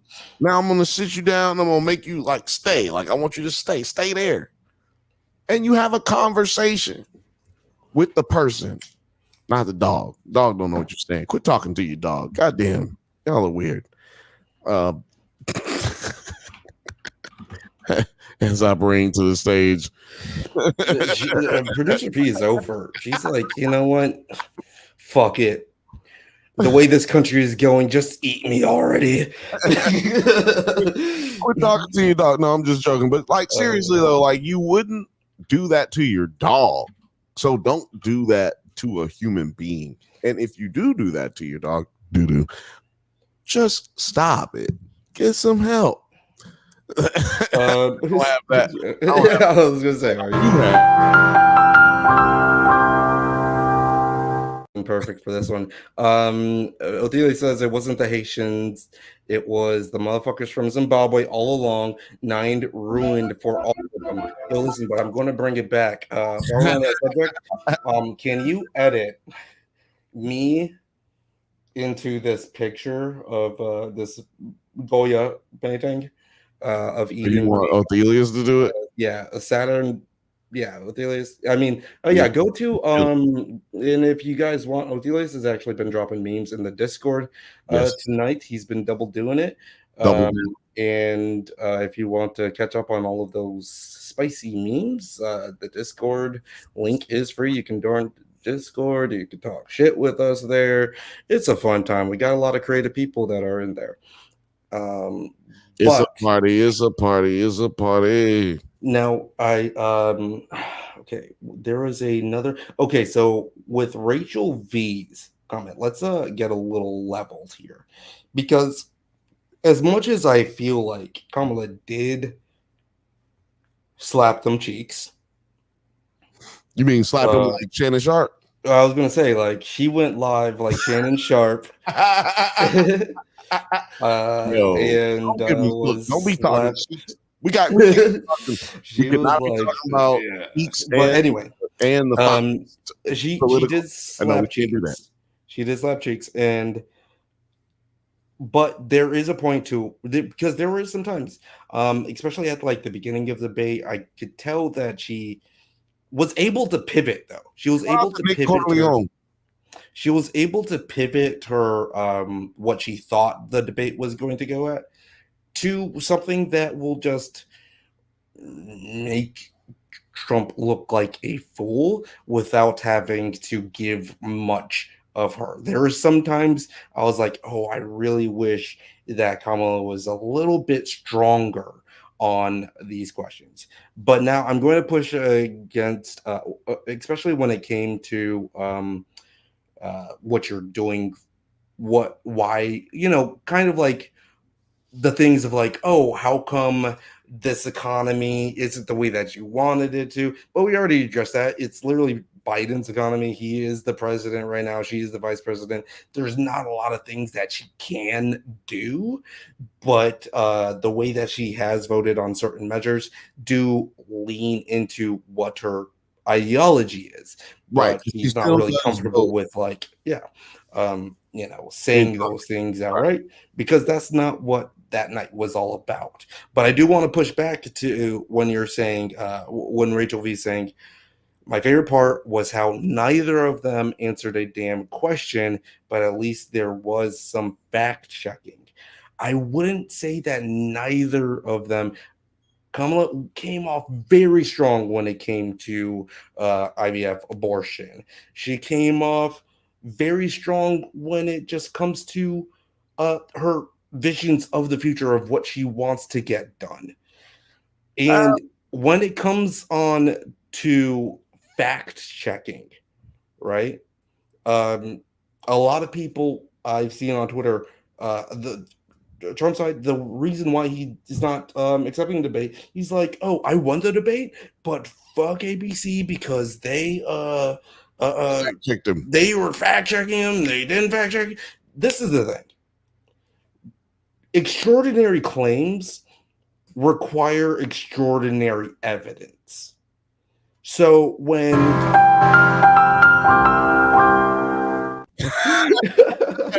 and that's the quote right there. Mine for president. No, but yeah, extraordinary claims require extraordinary evidence. And when Kamala is saying things like, "Oh, what she said. Oh, border patrol agents should have been raised by like 1,500. Actually, it was proposed that it was 1,200. We got to get her at that. But like, actually, how about we fact check this guy that's basically doing the equivalent of 1 × 1 = 2, right? Because he's actually trying to warp reality. I didn't have the clip played up, but there's a moment in the debate where he said she is advocating for migrants in prison to go under sex changes. Yeah. And I'm like, sex changes. yeah, that needs a fact checked over a little bit of the things that well, to Rachel V's point, they didn't answer any questions, so therefore there wasn't much to fact check when it came to both to Kamala. But then he went and made those crazy comments. Holy shit. Shout out to Rachel V, man. What? Rachel V. Thank you so fucking much. God damn, man. Thank you so much. Like, holy shit. Literally, we cannot do this shit that y'all watch every Thursday, 7 p.m. Pacific time, and every Monday, 8 p.m. Pacific time without y'all, man. Without these kind of contributions, this YouTube channel really does not do what it's supposed to do. You know what I'm saying? And y'all really help us get to where we're going right now. If you're watching on Twitter, if you're watching on Nerds at Night on YouTube, or watching Drunk Banthas on YouTube, 120 people watching across all platforms. Love you guys. Yeah, man, I'm just going to tell y'all right now, man, like literally y'all are the only reason that we keep it going. It's 121 people watching right now. Can we get at least 10, 20 of y'all to like? I really appreciate it, man. And shout out to Rachel V, because she's been a mad supporter from the beginning. She is one of the original Bantha and Banthas. And I just can't express enough. And she knows this. She knows this. But cannot express enough how much we appreciate her contribution, and I appreciate her donating, man. This is amazing, man. I really appreciate it. And shout out to everybody else who's out there contributing. Dylan, Othelius, all the members, all Pterodactyl Pie, Talking Turd. Shout out to Talking Turd. I know Talking Turd be watching, and he don't be saying nothing, so shout out to him too. Doesn't he live in Mexico? In Mexico? Oh, okay. in Mexico. So shout He's out. a British guy? Yeah, he's British. He He lives in- was on the show. You remember he was on the show. He came through. I wasn't here. I watched that episode, but yeah, that's what I'm saying. Yeah. He came in. You know, time moves fast over here. And yeah, you know what I'm saying. So look, it's Film A. Shout out to Film A. But you know, like the dog, like at the we're family. That's a heartfelt moment for me. Like, you know what I'm saying? Like this shit real. Me and Alex take the shit very serious. Like we sitting here right now, all of us are sitting here right now having a good time. I love doing this regardless of what happens, you know what I'm saying? Like regardless of who is going to watch. I love doing this with you guys. And you know, and if you guys weren't here, I'd be doing it anyway. But this makes it worth it. This makes it to where I like, you know, like I get broken up a little bit. You know what I'm saying? Like for real. I'm saying, like, dude, like that, like type of shit right there is what Rachel V did is give us hope. Yeah, man, definitely. Just like a little bit of hope. Like the fact that like we got that people actually can listen to us. We can talk about politics. We can talk about nerd stuff. We can talk about anything that is crossing our minds. And we love it so much when you guys are engaged with it, that we can talk to you guys. And the support that we've gotten so far, it's almost a little sad because it's getting we want to, like, you know, put on a show, but we also love replying to every single goddamn comment. Well, you know, we do love that, but you know, you guys keep it going. You guys talk to each other, keep it going. But this is the thing.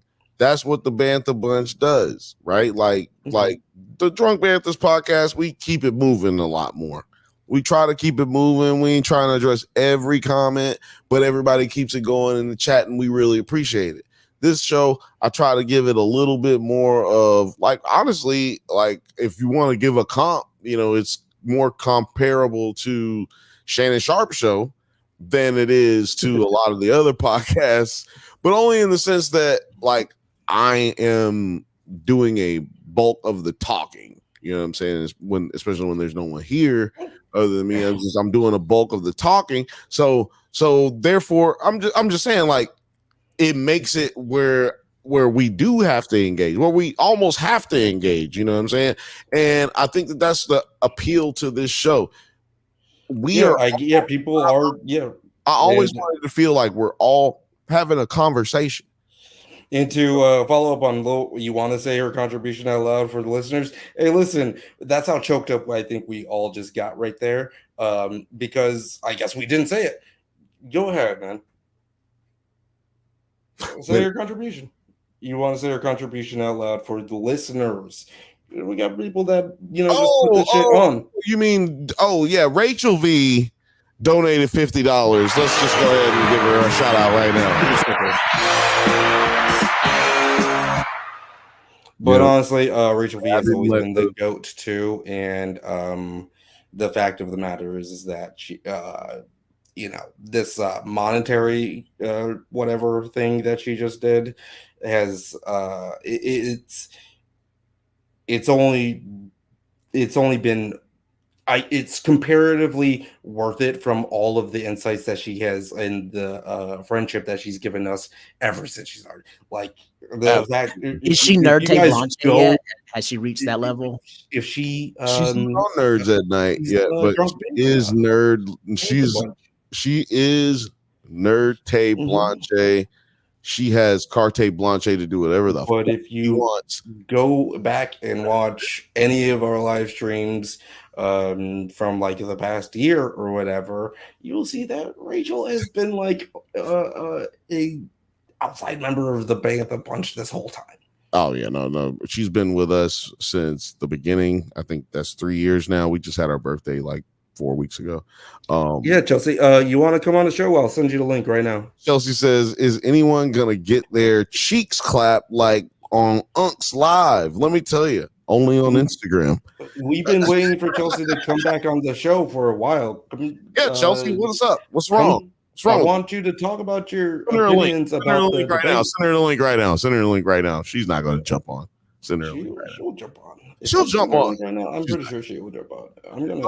This is a great point. This is a great time because I have to pee. This is exactly why I set it up, and I wanted to be around this exact same time.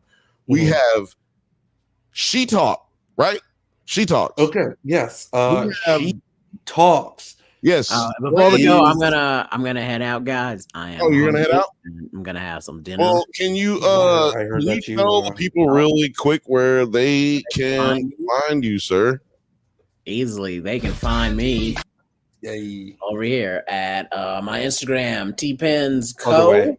Also, you can find me in person on this rare occasion. I'm not somewhere that's hard to get, but next week, starting on Thursday, I will be in Austin, Texas for the 19th annual Fantastic Fest Film Festival, the largest genre film festival on earth. It's going to be held at the Alamo Drafthouse, South Lamar. I'm going to have some special limited edition pins that are celebrating the 10th anniversary of the Babadook and the world premiere of Terrifier 3. Only going to have 100 of each made. Most of them have already been claimed already.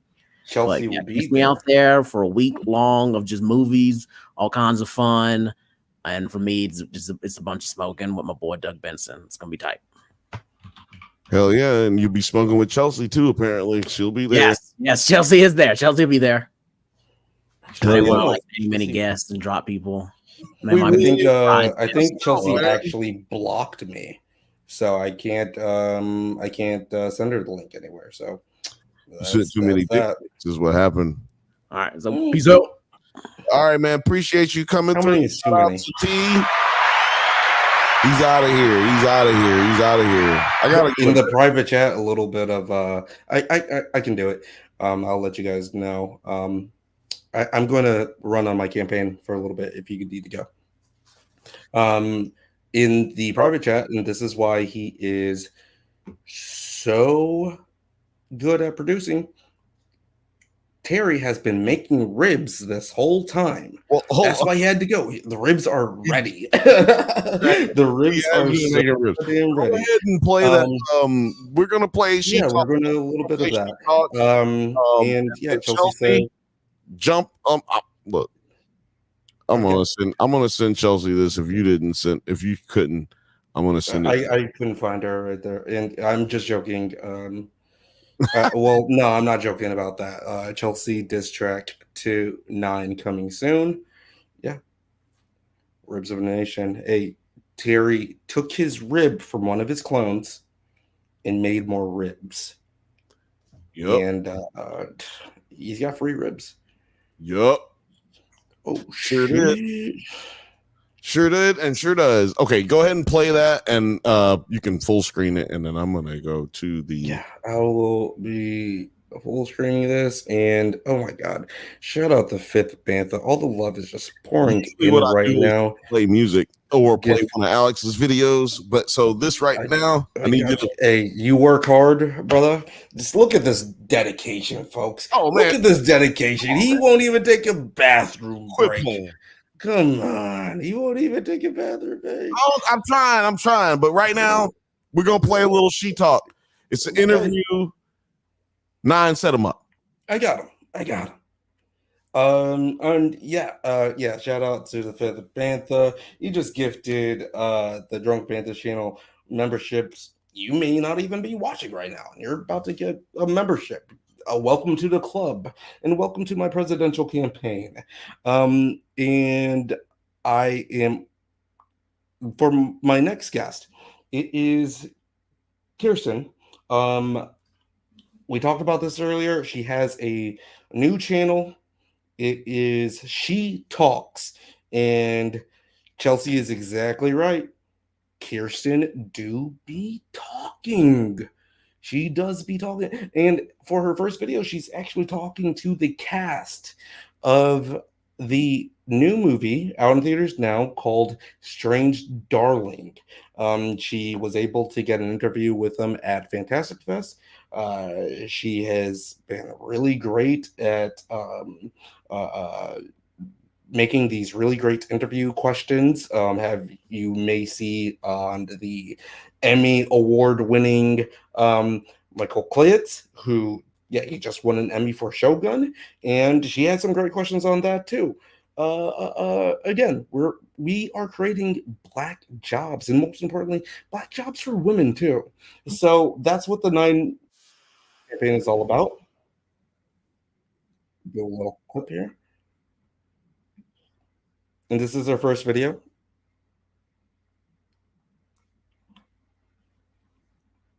Ooh, I feel like I need to turn it up. And so if you guys go and follow She Talks, she literally just launched this channel a day ago, September 10th, and has 14 subscribers. We want to give her that Nerds at Night Bantha bunch jump, and because she has a lot of things that are cooking. Put producer P in view. Okay, yeah. I listen to my constituents. But in this first interview, it's actually really great. It's super great. I know a lot of people haven't seen this movie, but the thing is that Kirsten has so many things that she has swirling around in her head that I know that this channel is going to be successful, and we want to get her in. We want to get her in to 100. It could happen fast. It could happen so fast. Let me just bump to Kirsten right here. She's passionate. She is talking to the people. She's laying down the law, making them answer the tough questions. Oh, look at producer Penny. Look at producer Penny. Producer Penny is subscribed to She Talks.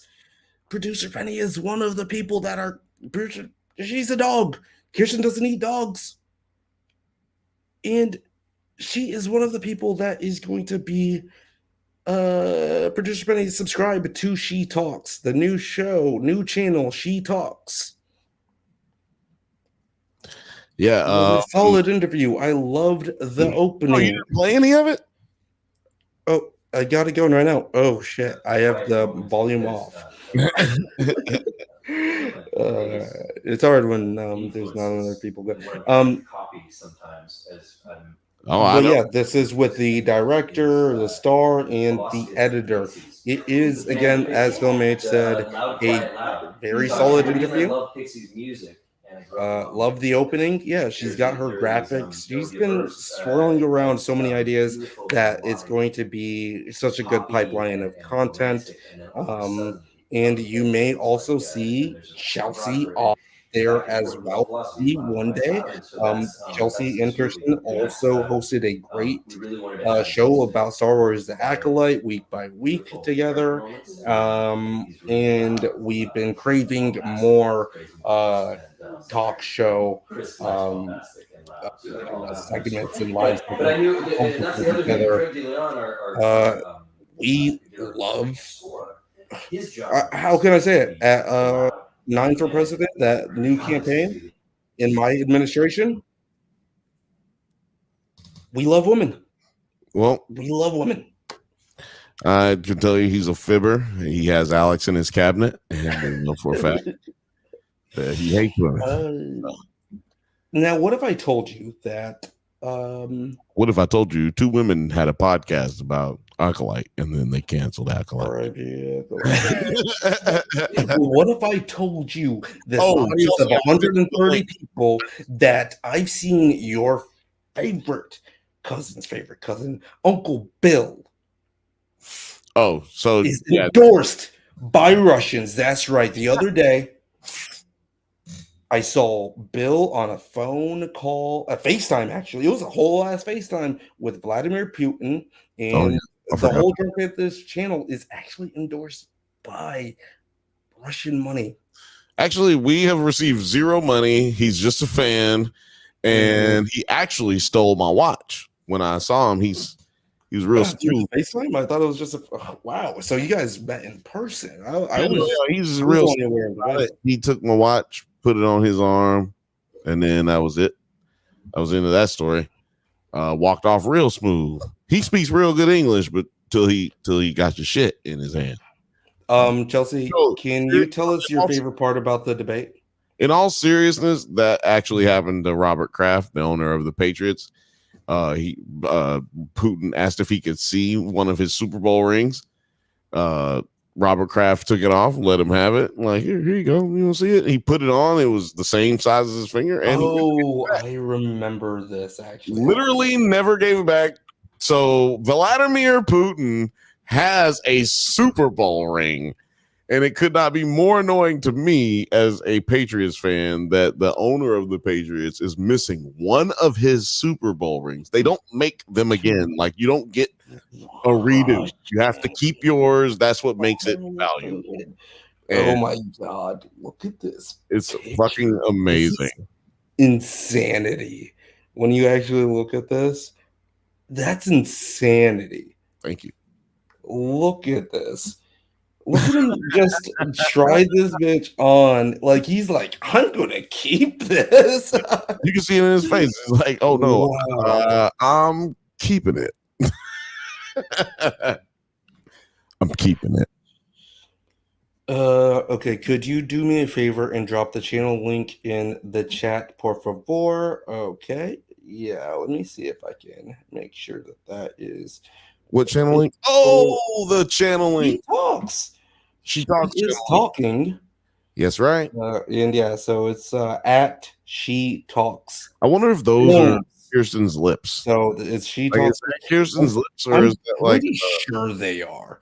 If you don't know, Kirsten looks like it, but I don't know for a the fact. red lipstick aesthetic, and I can believe that is. If you're not familiar, you can go back and watch films. Sorry, her handle on YouTube. As She Talks Films, I just posted that link yes. a lot of times in the. And I'll try to remember to put it in the description. It's not in the description as of me filming this, us filming this right this very second, but we will try to get that in there. Also, I do want to make an announcement. I was working on a graphic for it today, and we'll make we'll talk it again. We'll talk about it again. They told me that you got a ring on. Othelia's with the class. Oh yeah, Othelia's killing it. Somebody had told me you got a ring. Hey man, let me tell you something. Putin is a cold ass nigga. If you don't believe that, go watch the news. Like, just for real. If you don't believe, or watch the party die. Right, or just watch the Bantha show every 7 p.m. Pacific time every Thursday. You know, that's what I'm talking about. Pterodactyl Pie and Books, Gers, and Burrs. Oh yeah. But we just want to make sure that you know. Hello, man. What's up, dude? What's up? What's up? Really good companies tonight. Really good company. Hold on now. So just so y'all know, I'm gonna give you y'all love every time y'all come up in here and you chat, like, and it's real, and y'all the real ones. Shout out to you. I'm gonna give you this love, man. You know what I'm saying? And shout out to all the newcomers and the skippers. You know what I'm saying? Sometimes you gotta skip a few episodes. You know what I'm saying? You gotta take your time off. You know what I'm saying? This might be too much for you. You know, no. But I do want to make an announcement, and we'll talk about it more on Monday. But the Drunk Banthas will be at the Los Angeles Comic-Con on October the 4th, 5th, the 6th, and I think maybe the 7th. I think it's the 4th through the 6th. So if you're going to be in the LA area, get your tickets, man. You're going to see us. You'll see Hayden Christensen. Y'all are making it happen. You'll see Ewan McGregor. You'll see Christian Haydenson. Sorry, I said Hayden Christensen because I say that all the time. It's an inside joke. But anyway, you'll see all of your favorite people, and you'll see us. And if you're a member, you'll get all of that content like immediately. We're going to be putting that content up, like probably unedited, straight up, raw. on the members only, and then we'll chop it up and make sure we get it out for everybody else, for all the real ones and the real deal. What do you call it? The day ones, the real deal Holyfields and the day ones, real ones. Even if you're not a member, if we find out you're not a member, we'll get you that shit too. Because we're gonna be really I'm gonna be doing man on the street stuff. Your favorite cousin's favorite cousin will be interviewing people.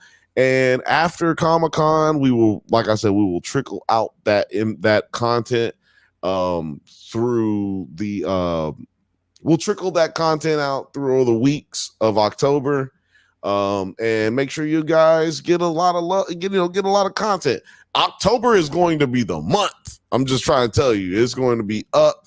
We got 3 dozen holdups coming out that month, so really just brace yourself for all this information.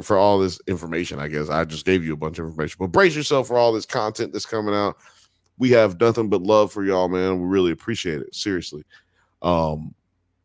It's been up, dog. It's been up. Oh yeah, and we're also a part of the African American Critics Association. So I know we mentioned that earlier this week, but some of y'all wasn't there. So shout out to African Americans Critics Association. And shout out to Comic-Con for really recognizing us as niggas. You know what I'm saying? We the motherfucking Black Siskel and Ebert. Nigga, I told you what's up. It's up. It's up. It's up. Hold on. I missed my cue. Psst. I see dead people. That's right. We're moving to the next topic. Oh, no. Hold on. Because that was a beautiful segue. You saw how that segue went? That was an amazing really segue. great. That was really great. But I'm still on my presidential campaign here a little bit. And I have to tell everybody, the thing is that you may have heard that Taylor Swift endorsed Kamala Harris's campaign. I'm here to tell you right now. Last night, Taylor was actually wearing this chain. She said, God damn, this chain's cheap as fuck. Where the fuck you get this? But then she said, I'm actually endorsing 9 nerd yards for president. 9 for president. And a lot of people are mad about it. A lot of people are so mad about it. This is Megyn Kelly reacting, well, first and foremost to her first announcement. Oh, that's Emily. I know her. Oh, her. Emily. Yeah. And, that's Bill Nye the Science Guy over here too. No, that's not Bill. This is a very Republican panel, right? Oh yeah, I mean it's Megyn Kelly. But no, shout out to Emily. She's pretty balanced, fair and balanced. And that white dude on the right, he was on Bill Maher's show last week. So shout out to both of them. They're pretty moderate. Certified Boogeyman is actually my campaign slogan. Thank you very much, Othelius. If you need a horror girl for any Halloween stuff in October, always fun to talk about crazy shit. Hey, you know what? Listen, you're always invited for everything. You're going to have to be available on the weekend, Saturday or Sunday, and we're going to do, most likely Sunday, and we're going to do the craft. It's a little secret. So you can come on with the craft. You need to, me and Kirsten and Alex are going to do that with, and so if you want to be on that one. If you want to be on that one, come on, come one, come all. It's going down. I'll just tell you right now, the list, whether we get it done or not, or whether it looks good or not, is going to be the Covenant. The Craft, Idle Hands, and another one I'm not going to mention. So yeah, I'm not going to. Penny feels the same way. Penny will actually be there. The schedule depends on Penny's schedule, so blame her. But yeah, so this is Megyn Kelly talking about Taylor Swift's endorsement. Let me see if I can actually damn, what's Emily's last name? Your hack is actually 1.25. That's She's a really good journalist. I don't agree with was standing up for LGBTQ rights. for the rights and causes. I was made aware that an AI of me falsely endorsing Donald Trump's presidential run was posted to its site, blah, blah, blah. And the simplest way to combat misinformation is with the truth. I will be casting my vote for Kamala Harris and Tim Walz. I am voting for Kamala because she fights for the rights and causes I believe need a warrior to champion them. I think she's a steady-handed, gifted leader. And I believe we can accomplish so much more in this country if we are led by calm and not chaos. I was so heartened and impressed by her selection of her running mate, Tim Walz, who has been standing up for LGBTQ rights, IVF, and a woman's right to her own body for decades. Oh my God. So this woman is fine with his plan to take custody of the children from parents who don't want them to chop off their body parts. Okay, so first of all, how do we even talk about this right Go now? outside, nerd. I'm just saying, like with Megyn Kelly, and I'm sorry that Megyn Kelly can get the fuck out of here. Oh my God, Go outside, nerd. it's just that she is not like she has nothing to say about the fact that Trump did post an AI photo of Taylor endorsing him, but then she's kind of like also upset about him being fact checked. Well, can you let's blow Like, this. isn't that fucking crazy? This right here is what I want to like. I want you to look at everybody's face right here. This is the face. First of all, full disclaimer: I don't listen to Taylor Swift. I'm not a Swiftie. I'm not like a big fan. But clearly, these three people are.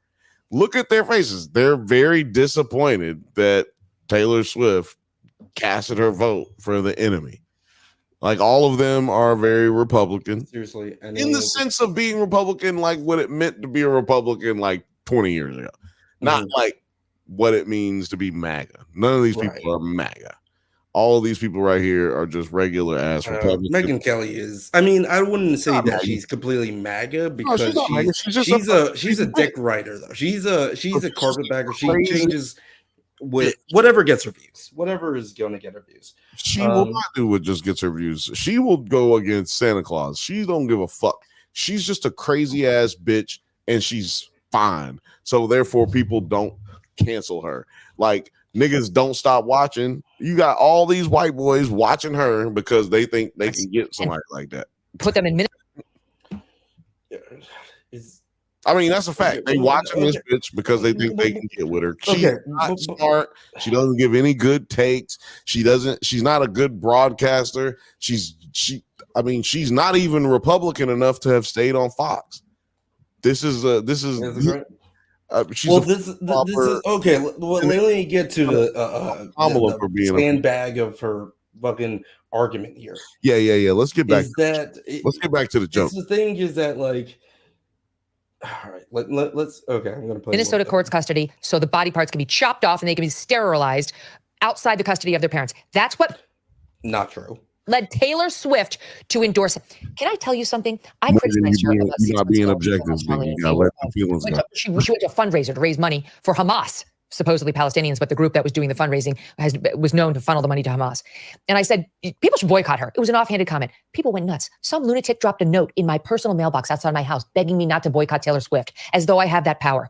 I'm allowed to criticize Taylor Swift, and I don't give a shit who gets upset. This is disgusting. If she wants to vote Harris Walz, she can do it all she wants. But to say the reason she's doing it is because of Tim Walz's stance on LGBTQ, you're going to again brush over the fact that like this motherfucker literally like shared AI images. Like, isn't that bad to you? Do you want to address that? You're going to.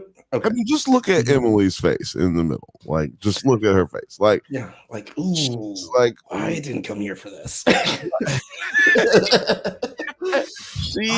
I'm going to be on the internet tonight, aren't I? Yep. She's still like, oh, this is gonna go viral. Whoa, wasn't expecting this for my my evening, and I'm telling you, right after this, she got drunk. She's not one of those people who's like sensational.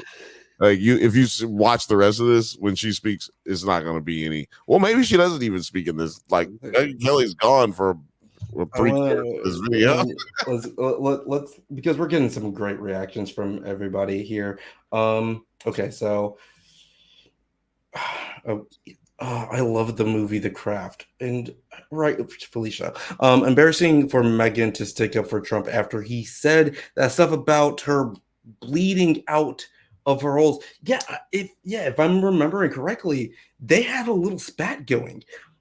I am very confused about how these people rationalize Trump literally saying the most heinous shit about them and then going back and being like, I am dick riding for him. It has nothing to do with what we think it has to do with. That's the problem. That's why most people aren't catching on. That's why most people don't understand. It's not about that. No, it's not about that. It's about winning. And that's what Democrats don't do. We won't back somebody in spite of, like, whatever. Like Trump, Biden is as close as we've gotten to, like, in spite of, we're just gonna fuck with this nigga all the way. But Republicans do that, and that's actually a good thing. We're not going to vote for you. That that's why I stopped trying to argue with people about shit. Like, I'm not going to change your mind. And you're not gonna change anybody's mind. I can completely agree, and I can definitely understand the point about winning, but that still is like so hard for me to like understand, because again, it is. I know it's about winning, but goddamn, at what cost? This motherfucker just—it's embarrassing. It's embarrassing to you when I'm looking at it. This is what's supposed to happen in government, because fuck politics. Politics is a different thing. Civics says that you're supposed to vote who you feel is most likely going to work for your best interest. So if you feel like Kamala might have your best interest than Trump, but you don't trust Kamala, that means that you should vote for Kamala, but put pressure on her the entire time you're in office, and vice versa. If you're a Trumpito supporter, then you go vote for him, but you put pressure on him, regardless if you agree with what he is saying on the campaign. That's what Republicans do, and that's why they get a lot of shit done. Democrats, when we get together, we like to fucking make it about kumbaya and goddamn everybody have a voice. Fuck all that. It's supposed to be fight. No matter what was going on in the civil rights time, no matter what you believed as far as like who is the better white man who's going to be in office, Martin Luther King knew he had to work with whoever got in office. So it was never about, oh, let me vote for this man or that man. It was like, whoever is in office, we got to put pressure on them. And that is how so many things done. That is the only way civics works in this fucking country, is if you vote in who's most likely to give you what you want, and then you press that person and make sure they give you what you want. Penny is so inspired right now, and there's so many things that I think that I want to respond to you about. I think Penny a few words right now as well, but guess what? The only thing that I really need to say is that this election season, it's actually 9 for president. That's the hashtag 9 for president. We're getting back to the topic, though. That's what we do over here at our administration. The administration of this beautiful brown dog. She's so cute. Look at that. You're not going to vote for me? You're not going to vote for me? Anyway, we're going to get back to the point. Sorry, producer Penny, you're gone. We're going to do this. You're very distracted. Taylor Swift, and F all of the people who want to see these children have body parts chopped off and watch them sterilized under the age of consent, and then will ride off to their multi-gazillion-dollar mansions, never to think of them again. Emily, this is unbelievable. The left is losing its mind. She signed it Taylor Swift, childless cat lady. Yeah, and why did she sign it childless cat lady? Because JD Vance had the childless or childless cat lady comment. Exactly. And yeah, it's because. And what did he say about childless cat ladies? He said they ain't shit. That they have no fucking stake or value to American society or America's He said that future. they pussy stink. I heard him. He said they pussy stink. They ain't got no job. He said the bitch don't even put out. He said I don't even like it. They don't have no kids. Like, what you want the bitch to do? You want more bitches on welfare? Like, what is it like that you want people to actually do? Like, people aren't having kids because, like, white women aren't having kids because the dudes that they're getting them pregnant ain't got no goddamn money. So they have an abortion. I mean, and also because they don't have enough money. They want to have a career. They want to make something of themselves in life. This is just how it goes when you have a college education, which more women are getting college educations than men at this time. White women especially. And so if you don't actually people hate that. Exactly. And so they're literally saying women shouldn't vote anymore.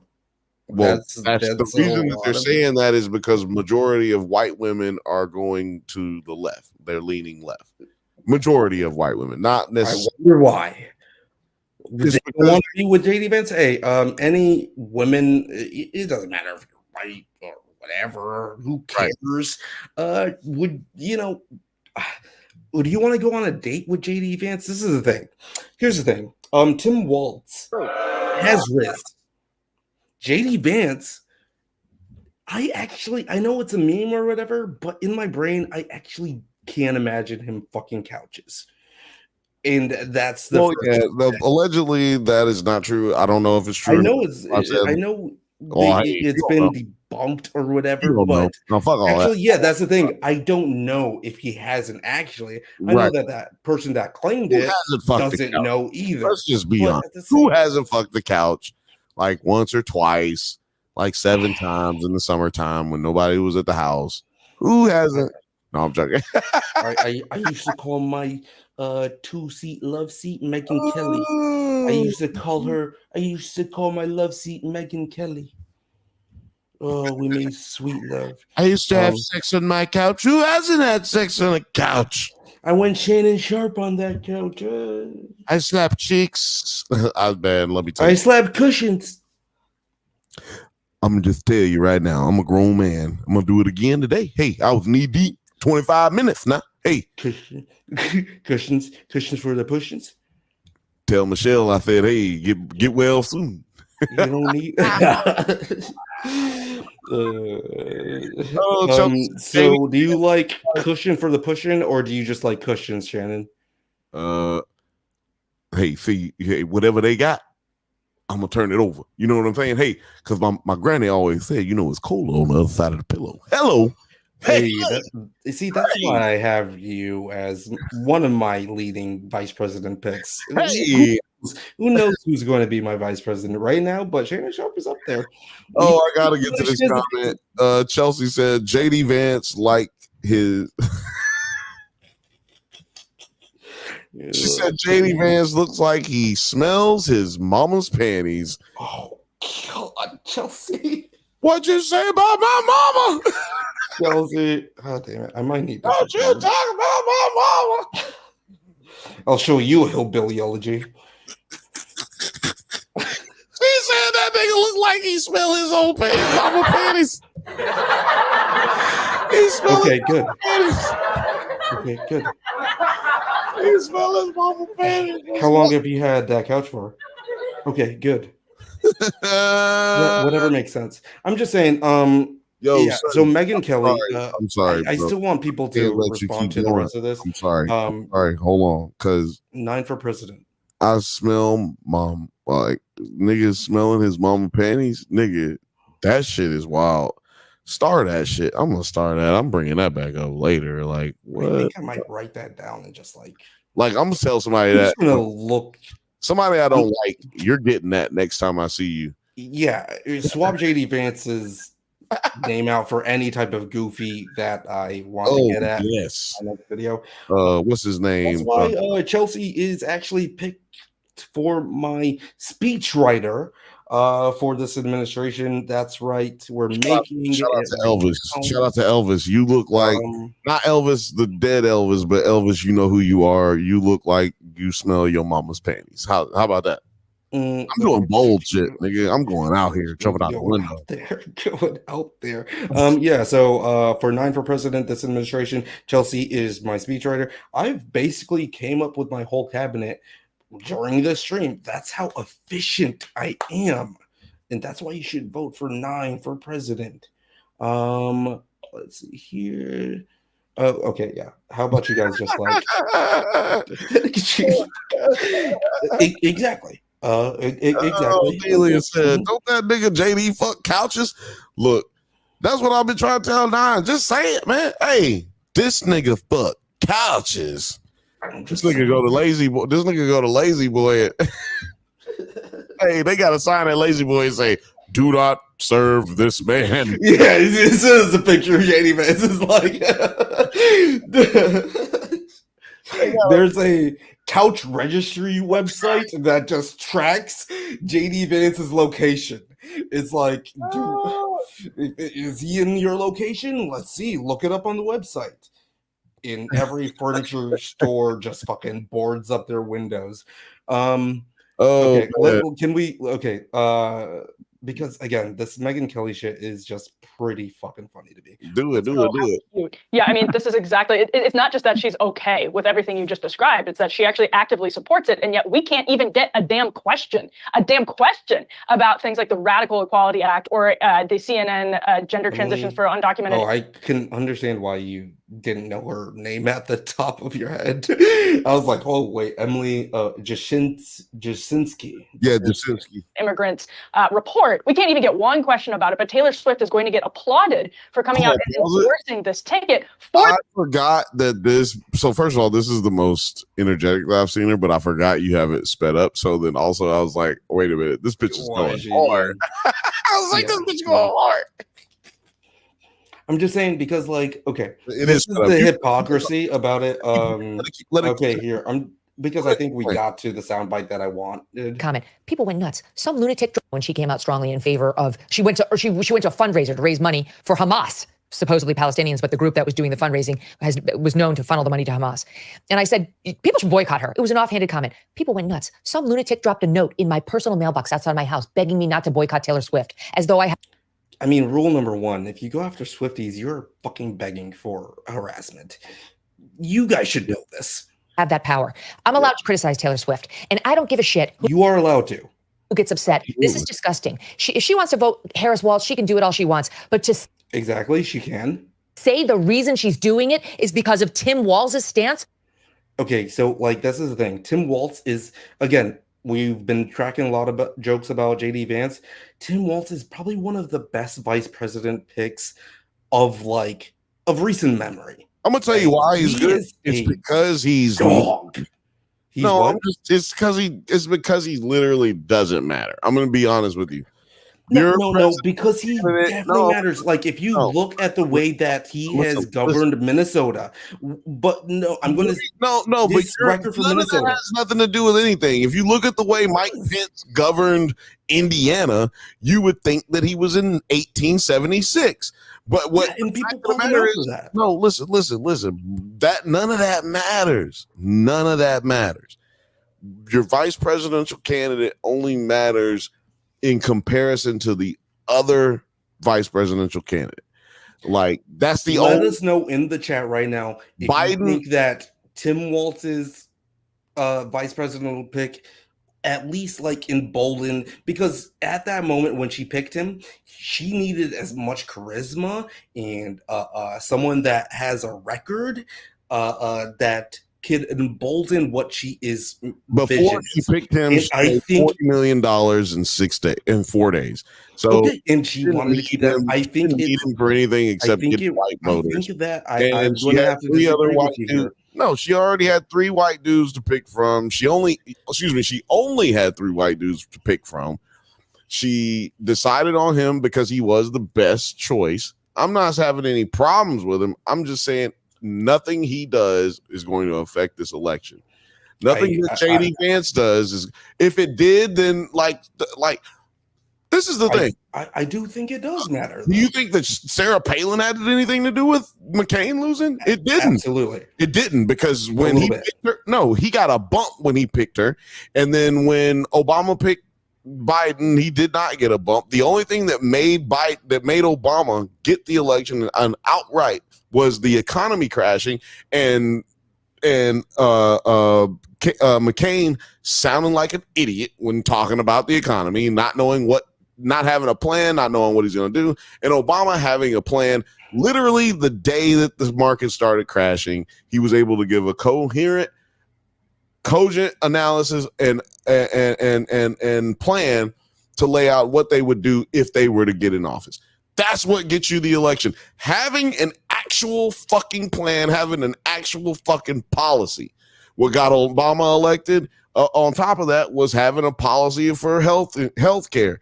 Now, that was a divide, but what actually tipped the scales for racist white people to vote for Obama was the economy failing. Their what do they call it? Their shit in the stock market all coming to an end.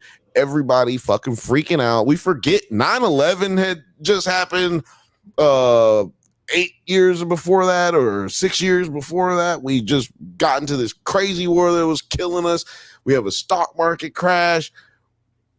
Like, that's chaos if you're a country. That's what the definition of it is. Okay. The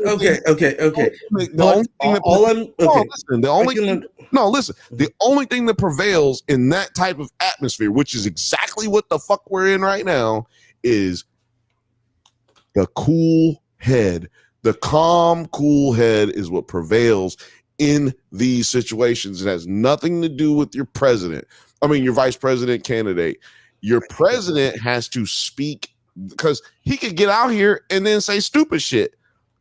Even as a president, it's her campaign.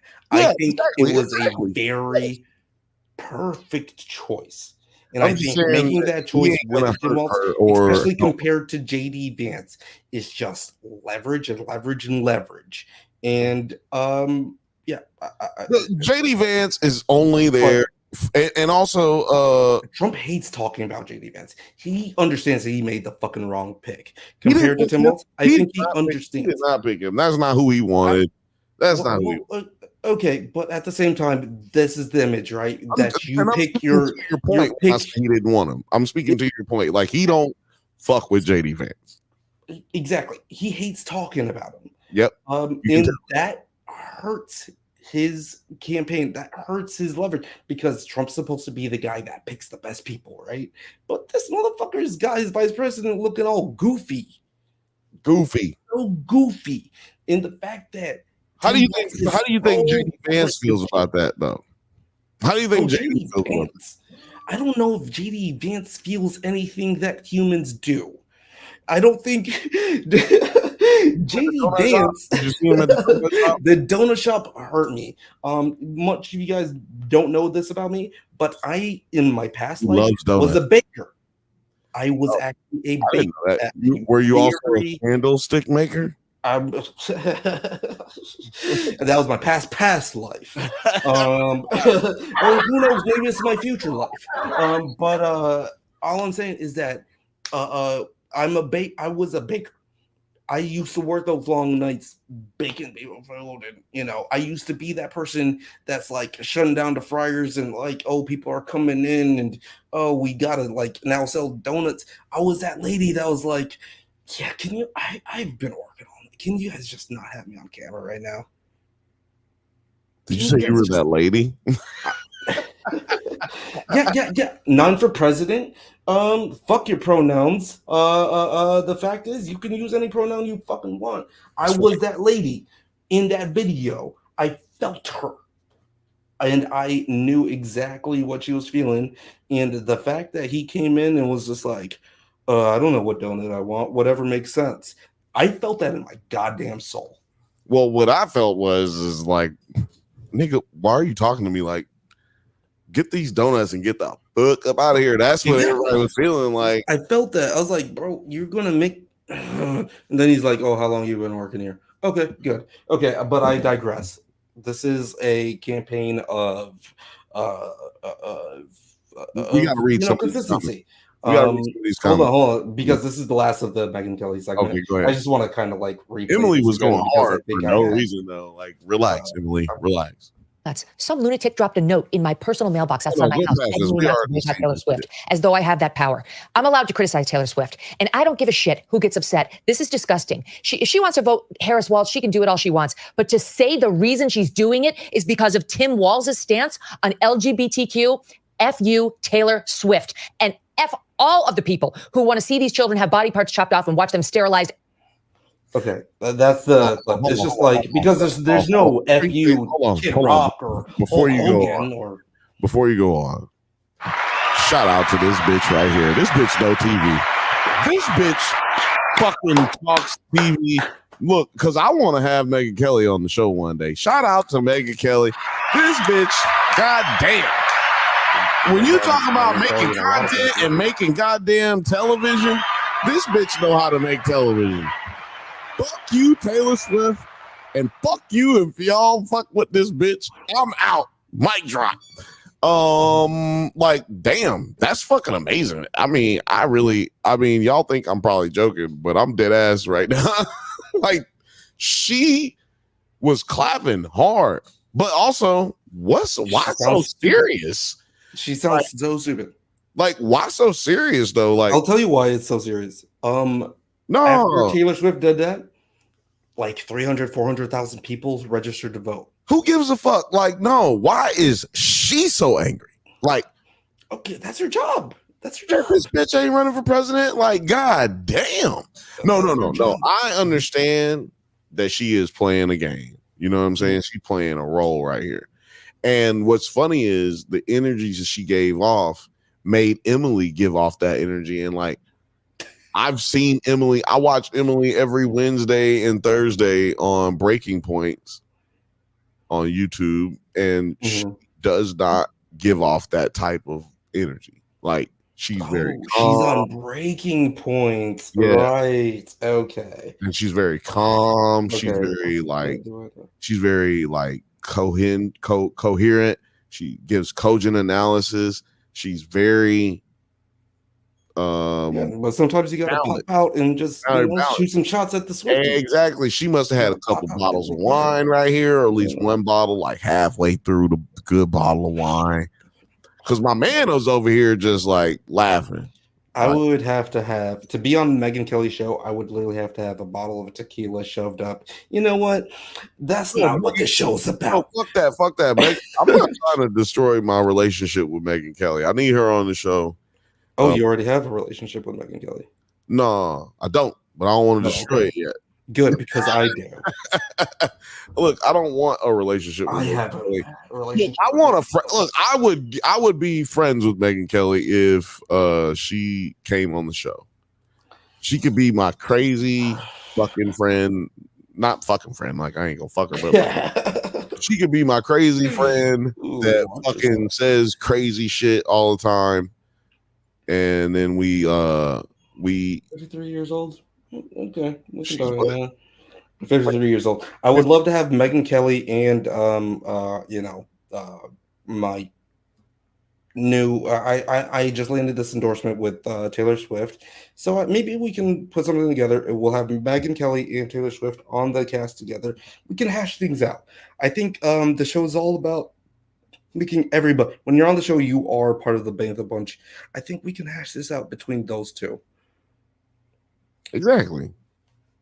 Hold on, we gotta get to these comments. These niggas is killing it in the comments, and I gotta get to some of it. Don't forgive me if I didn't go too far up for y'all. Rachel V says, okay, my phone and computer both messed up at once. Yes, Harris did an amazing job. I wish she had been a bit. Ooh, I almost dropped my ashtray.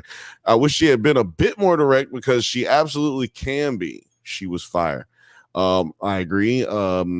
She used the opportunity to answer more questions, to leave bait, to make Trump look stupid. But hopefully we get a second one and she is more, has more to say as far as particulars is what she wants to do. Chelsea said, I'm going to disagree with that. McCain picking Palin was the nail in the coffin for him. Vance is Trump's Palin, someone even stupider. Well, I'm just saying that's not what the polls said at the time. The polls didn't agree with you until October when the sky fell out.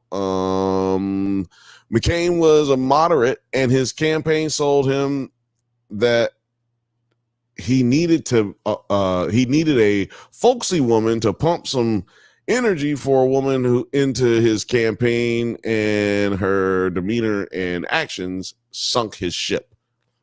They did get a bump when initially they got a stupid bump because it was a placating bump. But yeah, she was stupid. She was a terrible, terrible, terrible, God fucking awful candidate. She goddamn near wasn't a politician. She's fucking stupid as shit. You know what I'm saying, Penny? She know what I'm saying. So I agree with all that. Like I said, I just don't think that vice president's candidates matter. I mean, we've seen, except Dukakis. Dukakis, y'all probably too young for that. Fifth Bantha says, I love when the lady picking the donut said she didn't want to be on camera. Chelsea said, no, what JD Vance and Trump campaign did wrong was not scout beforehand and talk to the people before coming in. Frothy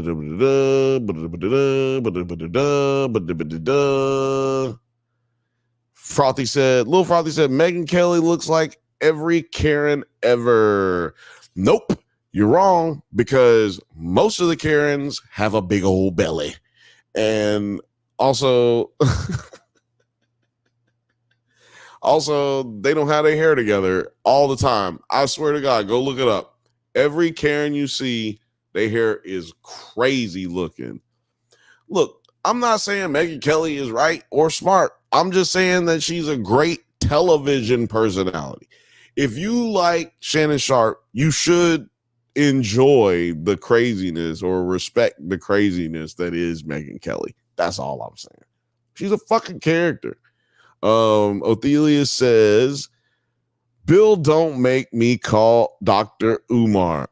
Hey, look, I'm not trying to fuck. I'm not trying to fuck Megyn Kelly. Like, goddamn, what am I supposed to do? Sit here and pretend that the bitch ain't pretty? I am.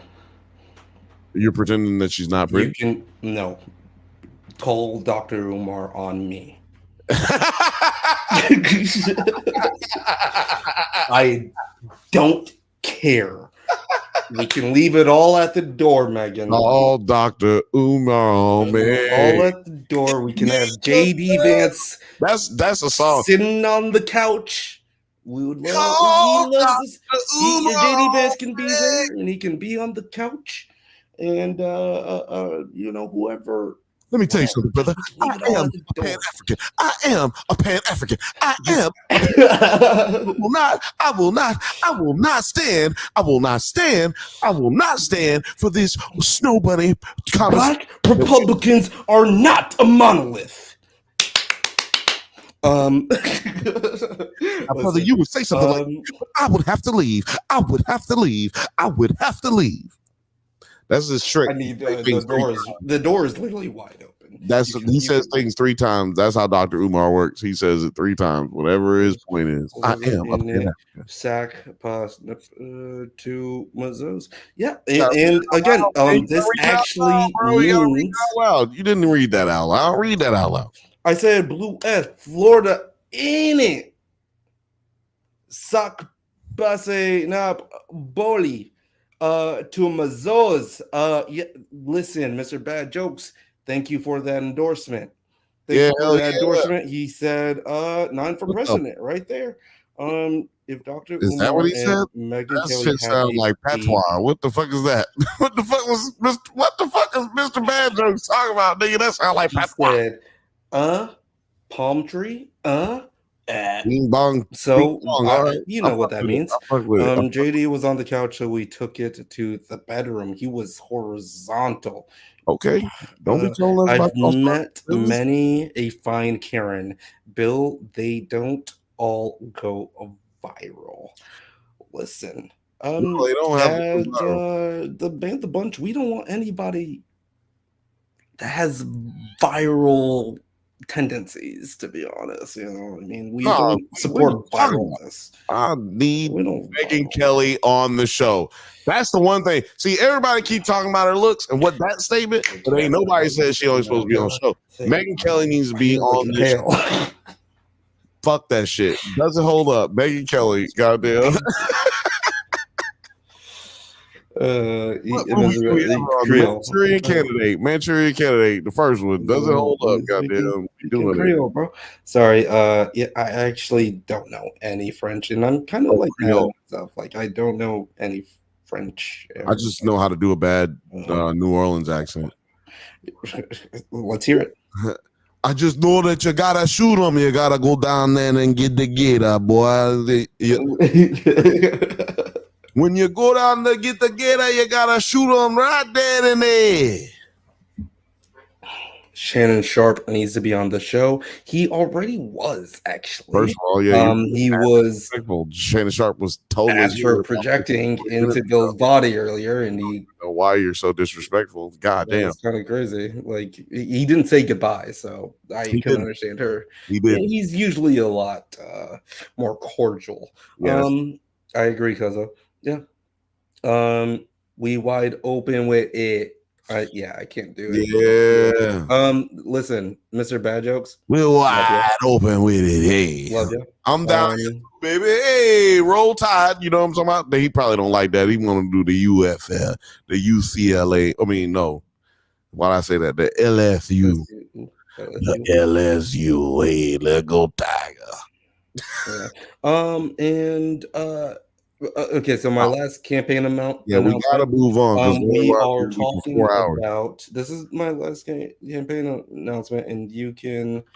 We're all here. I picked most of my cabinet tonight. Mr. Bad Joke will be my Creole ambassador as well. So thank you very much, FAMU, Florida. Okay, well I'm actually a FSU child. First moved from Zimbabwe to Florida when we lived in the village. Well, in the village at FSU. But I respect all Floridians, including Chelsea that was up top. But my campaign is all about that Florida. That right there. Florida. Yeah, now Florida. Well, Florida is a friend of the show as well.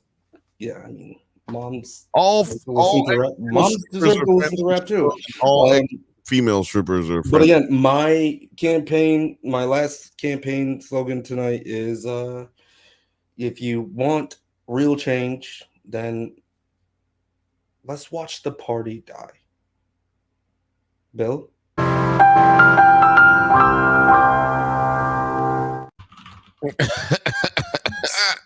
I see dead people.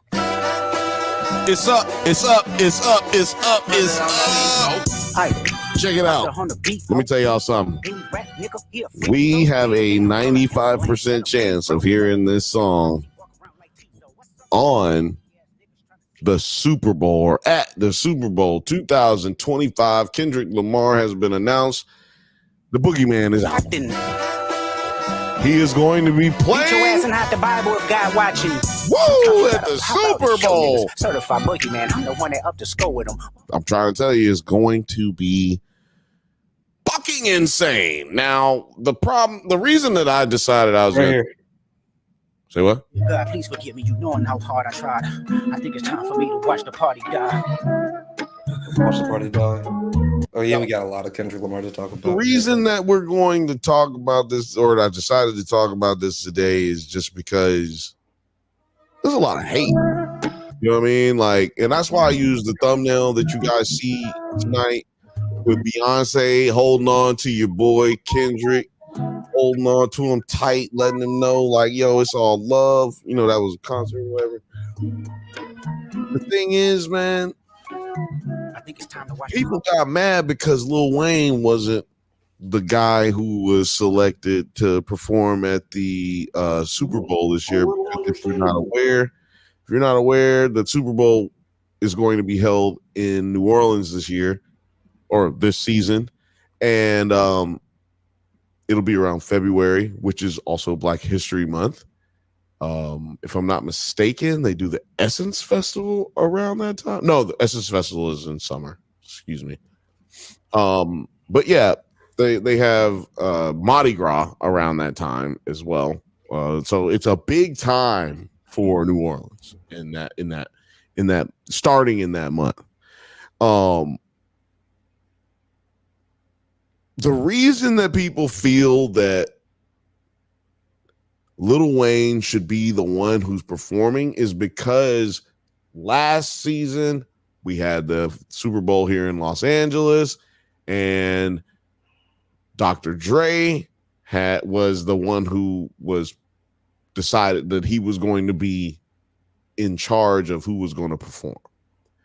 And he made it a West Coast thing. He had Snoop Dogg. He had himself. But, and he also had Kendrick do a little, ooh, hey, I'm here. I also am here as well. Well, problem is with that is that nobody else was, like, there was 3 other people on that show and nobody else was from Cali, right? Eminem, 50 Cent, Mary J. Blige, not from California. The other problem is that was the first time that we've ever had that happen. No one who plays the Super Bowl is playing it because they're from the fucking area that they're playing it in. As close as we got was J-Lo playing the Super Bowl when it was Miami, and she ain't from there. She just lived there. Like, she's from New York. So she's from the Bronx. You know what I mean? Like, we have Kirsten Cobb in the chat. She's actually the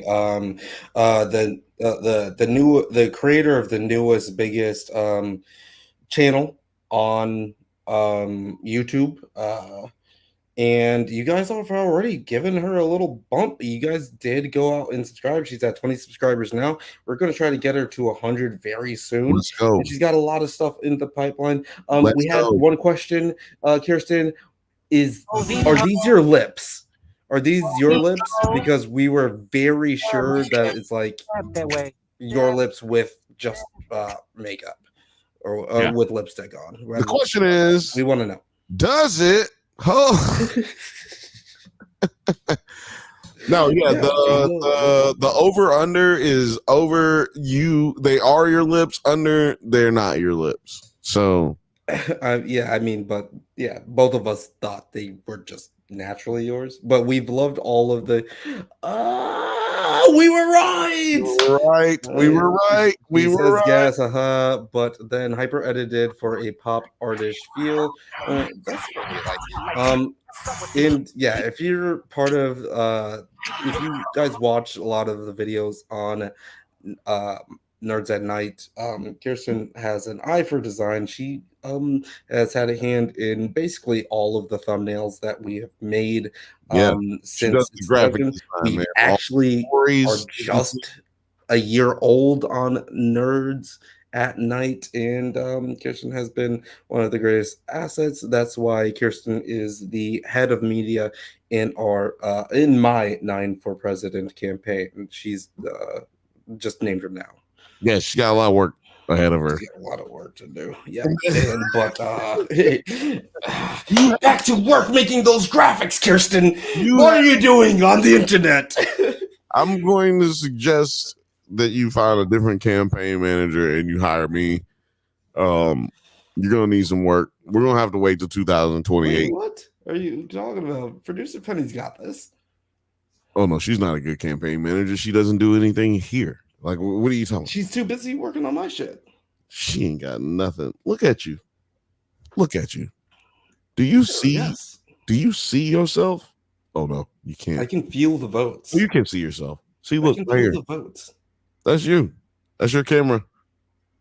You want to say anything? She's unbothered. Shake. You know what I'm talking about. Hey, so we still friends. You know what I'm talking about. Very demure, very brat. Who you gonna vote for? Producer Penny. Are you gonna vote for Harris? Kirsten's lips are iconic, and now it's official. That is the crazy thing that I've never like. The fact of the matter is that I knew those were Kirsten's. Seriously, just from like the fact that like, are those Kirsten's lips? And you were like, I think they are. I think they are. Boom. That's how iconic Kirsten's lips are.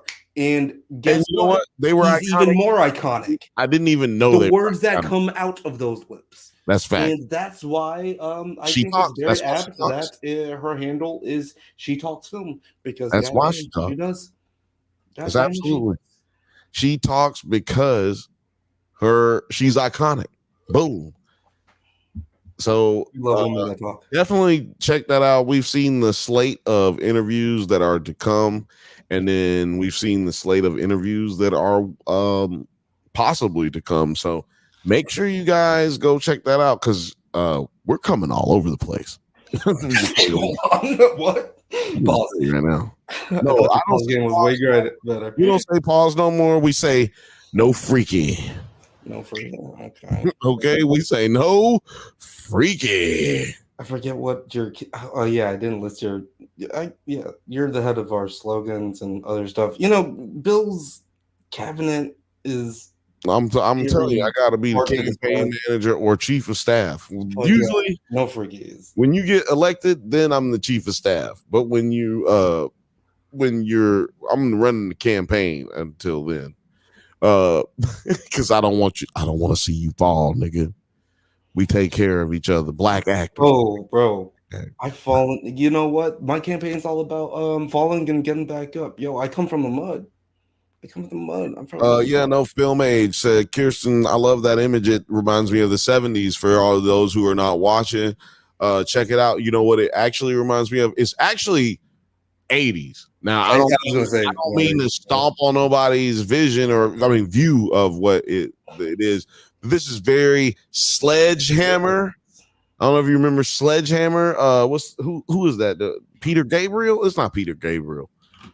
What's that dude's name? I can't remember, but I wanna be a sledgehammer.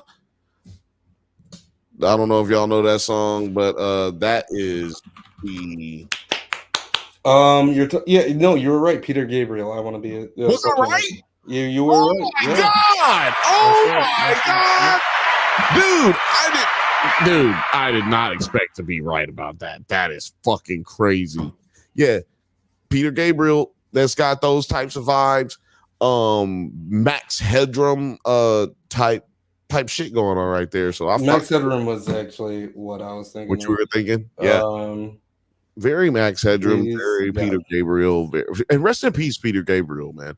Like, I remember when he passed away, I was in the car on the way to school. Is Peter Gabriel the Book of Love? I don't remember. You have to do a better. Long and boring, and I don't think so. No. That's is that Human Nature? I can't remember. I don't know. Design type of. Let me ask you a question right quick. Type of shit. Let me ask you guys, because this the real ones is in here right now. 147 people in the chat. Like, what's up? What's good? I mean, in the live platforms. But would y'all enjoy us adding music to a portion of this podcast? We talk about all things nerd, sports. I would love to talk sports, but I don't have anyone to reciprocate that with me. So I unfortunately ain't gonna be doing that anytime. Bantha is already hired. You've actually been hired for the white boy blunt roller position. You're actually slacking. You're hired for that last year, and I haven't got one fucking blunt from you. That's a fact, Mr. Fifth Bantha. But to be fair, he also has not gotten a tax return. See, when I'm president, I'm going to fix that. So you're not even going to have to file taxes. You send him a W-2, that nigga gonna be Bucks, Gurs, and Curs. Campaign slogan coming all over the place. Oh yeah, books, Gers and Purrs, in the 9 for President campaign. Her cabinet seat is head of the EPA, environmental stuff, anything that has to do with like nature and animals and shit. That's right. I love this comment. Just well. Right. Gers and Purrs says music. Yes, please. Yeah, we are musicians. Me and my brother Alex. That's our first job. That was our first job. Like the first job we ever had. Peter Gabriel is the Book of Love. The Book of Love. I love Peter Gabriel, by the way. But like sometimes I'll just listen to like a Peter Gabriel channel on iMusic or Apple Music, whatever. But yeah, me and my brother are musicians and we love music and we do like to critique it, but just not on camera because it really doesn't relate to a lot of the stuff that we talk about. But when we get a chance to talk about it, we do definitely talk about it on Does It Hold Up? Never.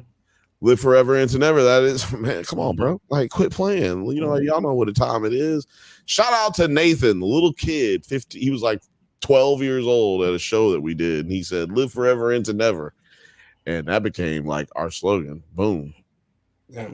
Love that little nigga. That goes hard too. It was hard. It goes hard for a little dude who. I've never met a bad Nathan, to be honest. Don't come across them that often, but I've never met a bad Nathan. Chads, them be the problems. Chads are hard to deal with. Never trust a black man named Chad. That's what Dave Chappelle said in the movie Screwed.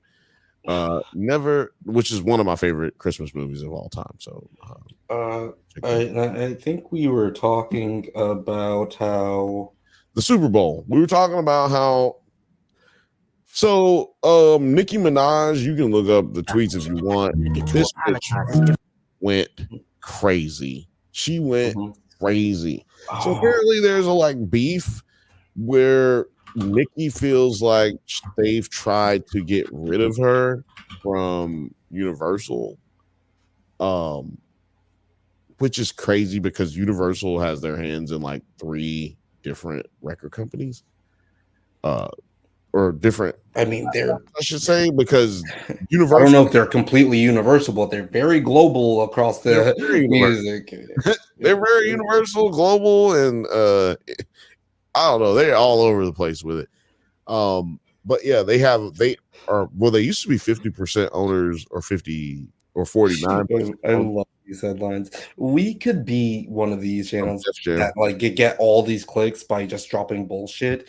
Nicki Minaj clarifies that her Super Bowl rant was meant to disrespect Kendrick Lamar. Can you imagine if we just dropped a video? We just dropped a live and that's all we said? You guys would be fucking like, yeah, we know. Yeah, but these are, well, first of all, you know what? This is going to give me an opportunity to say this. These articles these days, 99% of that you're watching are AI. And they fired most of the journalists last year. I don't know why nobody's paying attention to that. You can look this up. Sports Illustrated got caught using about 30 fucking fake journalists. And they have all their journalists listed on their website. Even the pictures that they had were stock photos from actors that they were using on their fucking page for the. I did hear about this, but we're gonna. We actually might have talked about it on the Gotham. Yeah, I think we actually did. But it didn't. I don't think that one came out. But let's see here. But my point being is that look at that title, look at that headline. That is but again, like the point of it is that the fact that like we literally know, we know. I mean, all of us are capable. Everybody that's watching us right now, everyone who's like in the chat, we know how to read between the lines. So we all knew what Nicki was talking about when she went on that tirade. It's really hard for me to find this tweet thread exactly, but I have this woman freaking out about it right now. Yeah, you don't have to look for the thread. Let's see what the people got to say. My favorite people during this whole Kendrick at the Super Bowl debacle is the people that are like, so, like, you present them with evidence and they present you with a coherent tweet. I think that's hilarious. Like, at the end of the day, those people are so funny, and like, y'all be trying to argue with them, and they will look you in your face or in your comments and be like, so what if Jay-Z paid off of all of Wayne's taxes? So what if the people called Birdman right after Wayne's truck was shot up? So what if Wayne is 41 years old and somehow Nicki thinks he's a young black man? So what if Wayne... Yeah, that was a really funny part, because she's like, oh, you guys are just hating on us and you're going to take away this opportunity from a young black man? I was like, no. Young black man, is she talking about Kendrick Lamar or Lil Wayne? What are you talking? I honestly think in that situation she was talking about. Now this is gonna sound crazy. Sound crazy.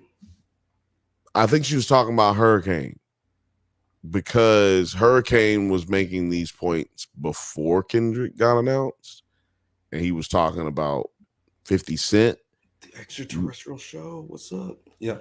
He was talking about 50 Cent having issues with 50 buying property in Shreveport, Louisiana. And he's from Hurricane is from Shreveport. He was mad because there weren't any big artists from Shreveport on the show, or from Louisiana on the show that 50 was hosting. And I think Nicki's point was more so that if Wayne had done the show, then other young niggas would have been able to do the Super Bowl. But she's wrong, because if Wayne does the show, nigga, can't nobody get up there except Manny Fresh, Juvenile, and Baby. And only way the rest of them niggas get up there is if all of Young Money, Cash Money gets up there. It can't be some of them. It's got to be all of them. And they got to play all of them hits. Now, I'm not saying that they don't have hits to play, and I'm not saying Wayne can't perform it. I mean, doesn't have the songs or the hits, not the songs. Everybody got songs, but the hits to play. What I'm saying is there's evidence of Lil Wayne not even knowing his own goddamn words during shows. You know what? It's that part for me right there, because we have to think about the fact that, like, hold on. Lil Wayne hasn't been able to perform for a while. I've seen Wayne live, and I like Wayne's music, but the fact of the matter is, he's not a performer that I want to see at the Super Bowl. He's not being able to carry a milli. He can't do that straight. He could do a milli. But like, let's just fuck all that. Let's go over who has done the Super Bowl. Let's go over who has done the Super Bowl.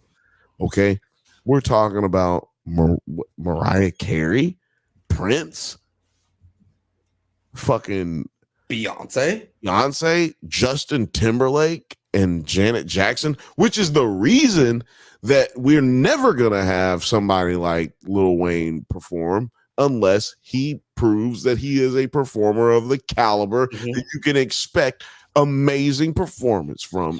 And let me tell you why it's actually a great decision for Kendrick Lamar. Because what happened is that Kendrick Lamar literally just proved that he's able to do this shit, because he started a beef and he's like, you know what? I'm going to do a concert in about a few days. In a couple weeks, I'm going to have a concert out. I'm just announcing it right now. And guess what? He did not slack on that. Like, he knew everything. Exactly. He proved to everybody that he's able to generate hype and then also do the show flawlessly, amazingly.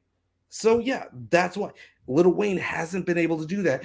But now what Nicki Minaj and Birdman also have done is taken away from the fact that, like, this is the thing.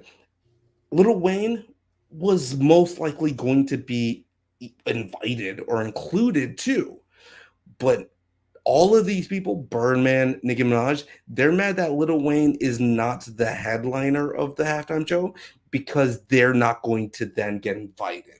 This was going to be Nicki's shot to get back into the limelight, be doing the Super Bowl show, but there's Lil Wayne was probably going to be invited, but not you guys, not y'all. That's what I was going to elaborate on, is that Nicki feels like she's being slighted, or has been feeling like she's been slighted by Def Jam for quite a long time. She feels like they brought Meg Thee Stallion in to replace her. And my thing she said that about everybody. She said that about Cardi. Well, that's what I was about to say, is like, no, you've been replaced like 6 times over.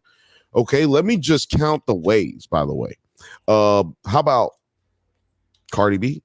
How about Bia? I don't know if anybody fucks with Bia, but I fuck with Bia. How about that London ass motherfucker? Yeah, I like to shop in London. She's from Boston, but yeah, London. Then we got Sweetie. We got what's that other girl's name? Doja Cat. Doja Cat.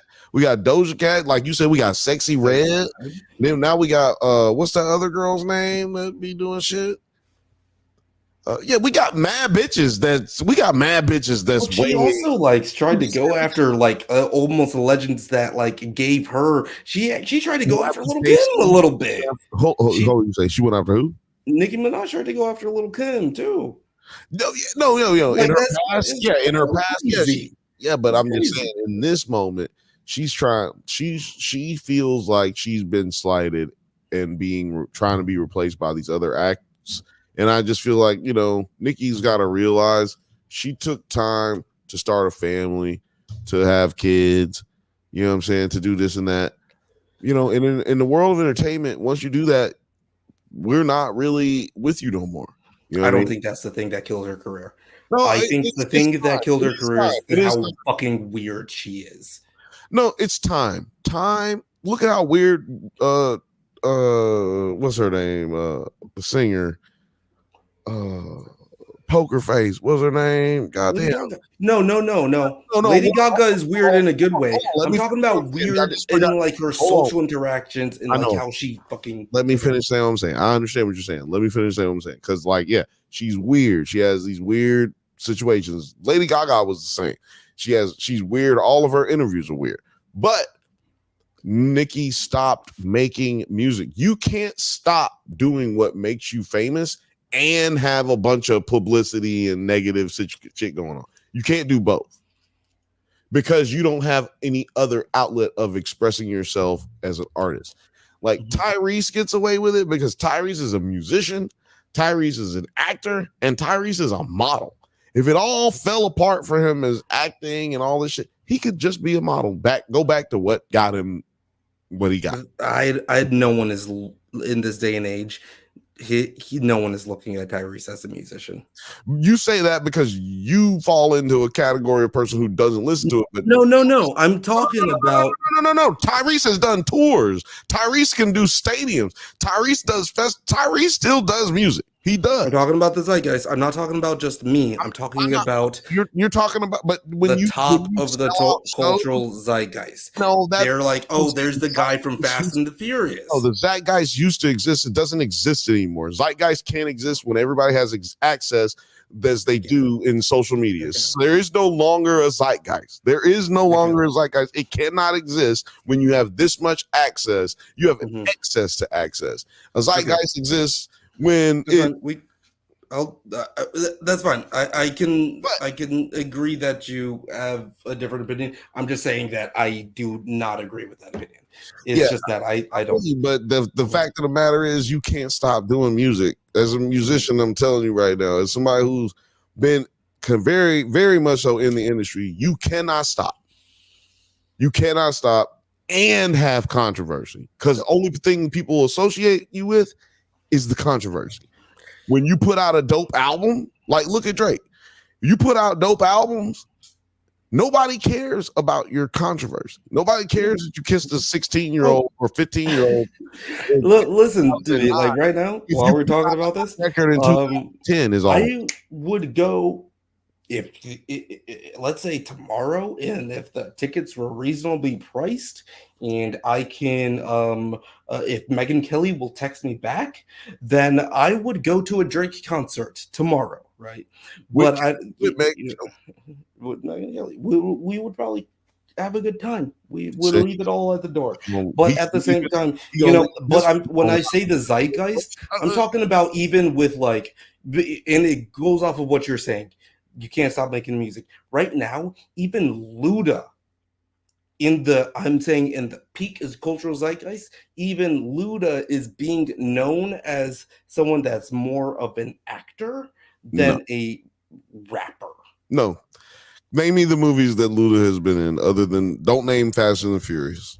Well, the billion-dollar franchise, Fast and Furious, yeah, that's the thing that is literally capturing the cultural zeitgeist. He's not. He's still considered a musician. He's still considered a rapper, very much so. I'm talking about like, I know what you're saying. We're fucking nerds, but like a lot of people are saying like, Luda is an actor. You're closer with Nicki than you are with these two examples. You're closer with her than you are with these two examples. And the reason that I say that, are online. She's considered more of a pariah, or more of a, just a sensational person than she is a rapper at this point in her life, because she doesn't do anything. You know what I mean? Like, think about this. We're talking about Nicki, yeah. Chris Brown, for instance. Chris Brown is out here making millions of dollars.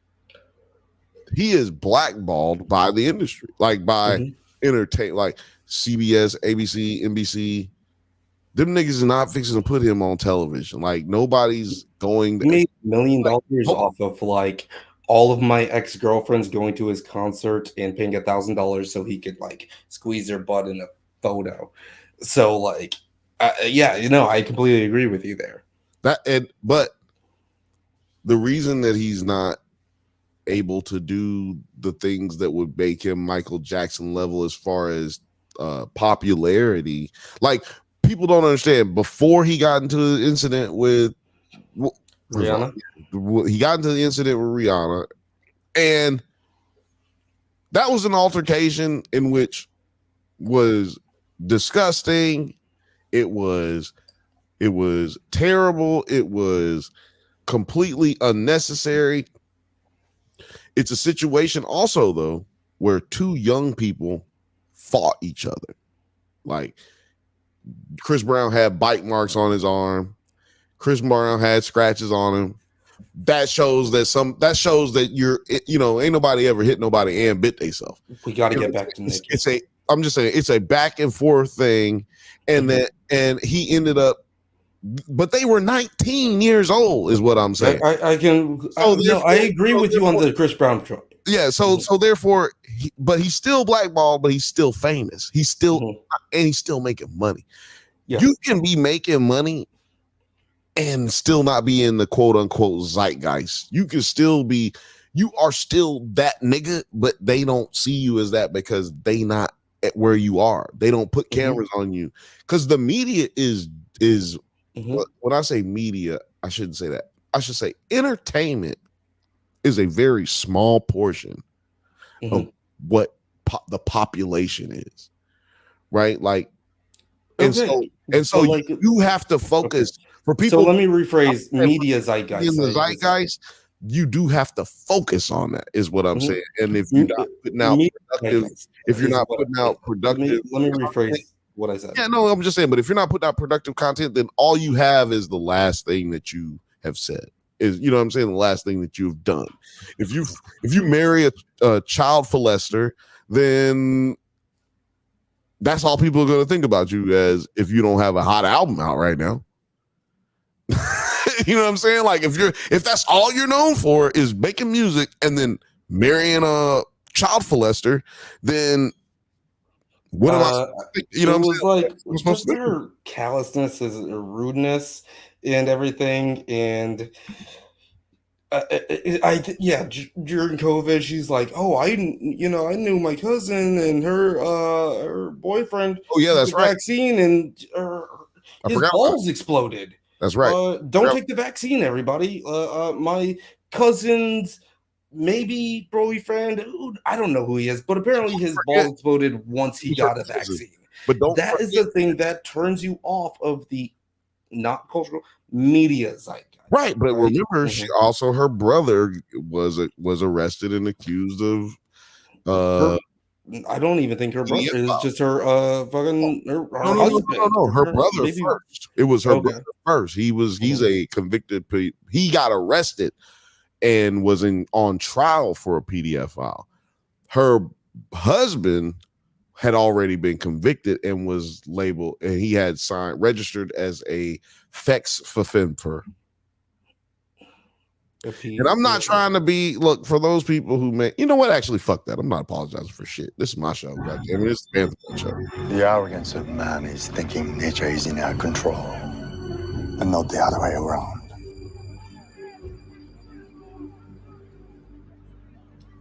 Let them fight. And that's what we're entering. Do let them fight. They want to see a fight. Let's go. Let's do it. How do you feel about being able to own a chimpanzee? Can we get back to the actually? Let's go back to, because no, I get what you're saying. I definitely get what you're saying. And but no, the point is that she's butthurt about the Super Bowl being going to Kendrick, but and you know, it's also, it has to do with a lot of Jay-Z shit. That's why I put Beyonce on the thing. Like, well, I want you to react. I think I'm gonna play it at the speed or whatever, and make sure that you can react to this. Shout out to Ebro in the morning. This is Ebro in the morning. Pause it real quick. I don't know anything of Jay-Z's hatred for Birdman. I don't know. Pause it real quick. Pause it real quick. Oh, sorry, I didn't hear you. I'm trying to make sure we keep this as professional as possible and make sure we don't get hit with a lot of flags, because I do make sure people, I know, but I also make sure people actually review this, like a real person will watch this 3-hour fucking video, and I want to make sure they understand that I am giving this show credit, and this is the Bantha Bunch show, giving Ebro in the morning. Giving Ebro in the morning, Hot 97, they credit for this. This is Laura Styles. Let's get it. To look at for that. I know they were like Wayne or Jay-Z was trying to sign Wayne back when they did the Mr. Carter thing, but I didn't know it got to a hatred for Birdman. I mean, from what I heard a Jay-Z interview from during that time, and he said that he tried to sign Lil Wayne, and he let Birdman know out of respect, because they have a relationship, and then Birdman and Cash Money send a cease and desist and a tampering request to Rock Nation. So maybe, but he was like, he was cool. He was like, that's business. But he did say tampering request. What is tampering? So he's talking about tampering request. Oh, tampering. Sorry. Yeah, it was tambourine. I was like, what is a tambourine? Yeah, that Queens. He's from Queens, man. That Queens accent will fuck you up. But shout out to everybody in Queens, especially Hollis Queens. And all the queens out there that are watching. And all the queens, yeah. But yeah, so what he's saying there is because he's already under contract, it's tampering for you to communicate with him in a manner in which you are trying to solicit a contract to sign to your company when he's already signed to their company. Now, the way you would beat such litigation, he would have to have that in his contract that he can't seek out another contract while under his contract. And also, if I'm not mistaken, he was already about to leave. You know what I mean? Like his contract was ending already. So it comes down to basically like decorum. You know what I mean? It comes down to decorum at that point. Like, why you sliding on my nigga? Like, yo, this is kind of fucked up. You know what I mean? Like, it really comes down to like how you feel about it, really. And if Birdman wanted to stop it, he can. He has the ability to stop it because he actually still has the artist under contract. Does that hold Rock Nation to some type of financial responsibility or No, the answer is no because they didn't win this lawsuit. But okay. But yeah, that's All right. basically the gist. Let's respond to the rest of this. That's just business. It was like, it's all good. So, Well, the only other thing I would say to that tweet from Nicki Minaj is, Lil Wayne's not young anymore. She said denying a young black man. I was like, well, he's not really young anymore. I mean, we all up there in our years now. I mean, Well, yeah. Birdman started tweeting SMFH, and then he wrote, these N is, I can't say that, but he added Nicki Minaj, Drake, and Lil Wayne saying YMCMB, and I'm gonna make these N words respect us on Gladys. So he put it on his mom. Yeah, hating ish for real. How is he going to do that, though, Birdman? How are you planning on making them respect you? Because hold on, put some respect on his name now. I mean, yeah, respect. Finish or is we done now? Okay. Is we? So he was just kind of, piggybacking on what Nicki Minaj was saying. a lot of this can be traced to Birdman. Which parts? Every part. The beef with Pusha T. Well, yeah. So the Mr. Me Too moment started because of Pharrell. If you go back, because Birdman didn't pay Pharrell for what happened to that boy, right. And then Lil Wayne was wearing Billionaire Boys Club, and they felt like he was trying to dress like Pharrell, so they started dissing Wayne. Pusha did, and then that dovetailed into. Then Drake got involved because you can't, he's like, they dissing Wayne. I got this Wayne. He got involved. He started dissing Pusha T. They go on for years and years and years. So this is all of the shit. It's a lot of shit. This is all of the shit that's like, bro. Yeah, of course, Lil Wayne's not going to be picked to do the Super Bowl. Like, if it was, he had his chance and he lost it. If he was cooking right now, but again, I still believe that Lil Wayne could show up at the Super Bowl. It's that all of y'all aren't going to be invited. And that's what I think have we heard from Lil Wayne at all about this? No, Lil Wayne has not been silent, but you know what? Lil Wayne knows that I get, first of all, Lil Wayne isn't as dumb as people make him out to be, right? No, I'm just saying for the people. Like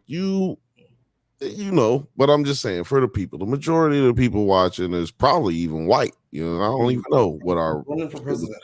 They don't say what our demographic is. But anyway, my point is that we don't know if Wayne got hit up about this, right? Mm-hmm. The way it all works is it goes to a committee, and Jay-Z is a part of that. He's a head of that committee. Mm-hmm. But once they decide on somebody, then they have to send it to the NFL, and then the NFL has to agree to it. They have to confirm it. Mm-hmm.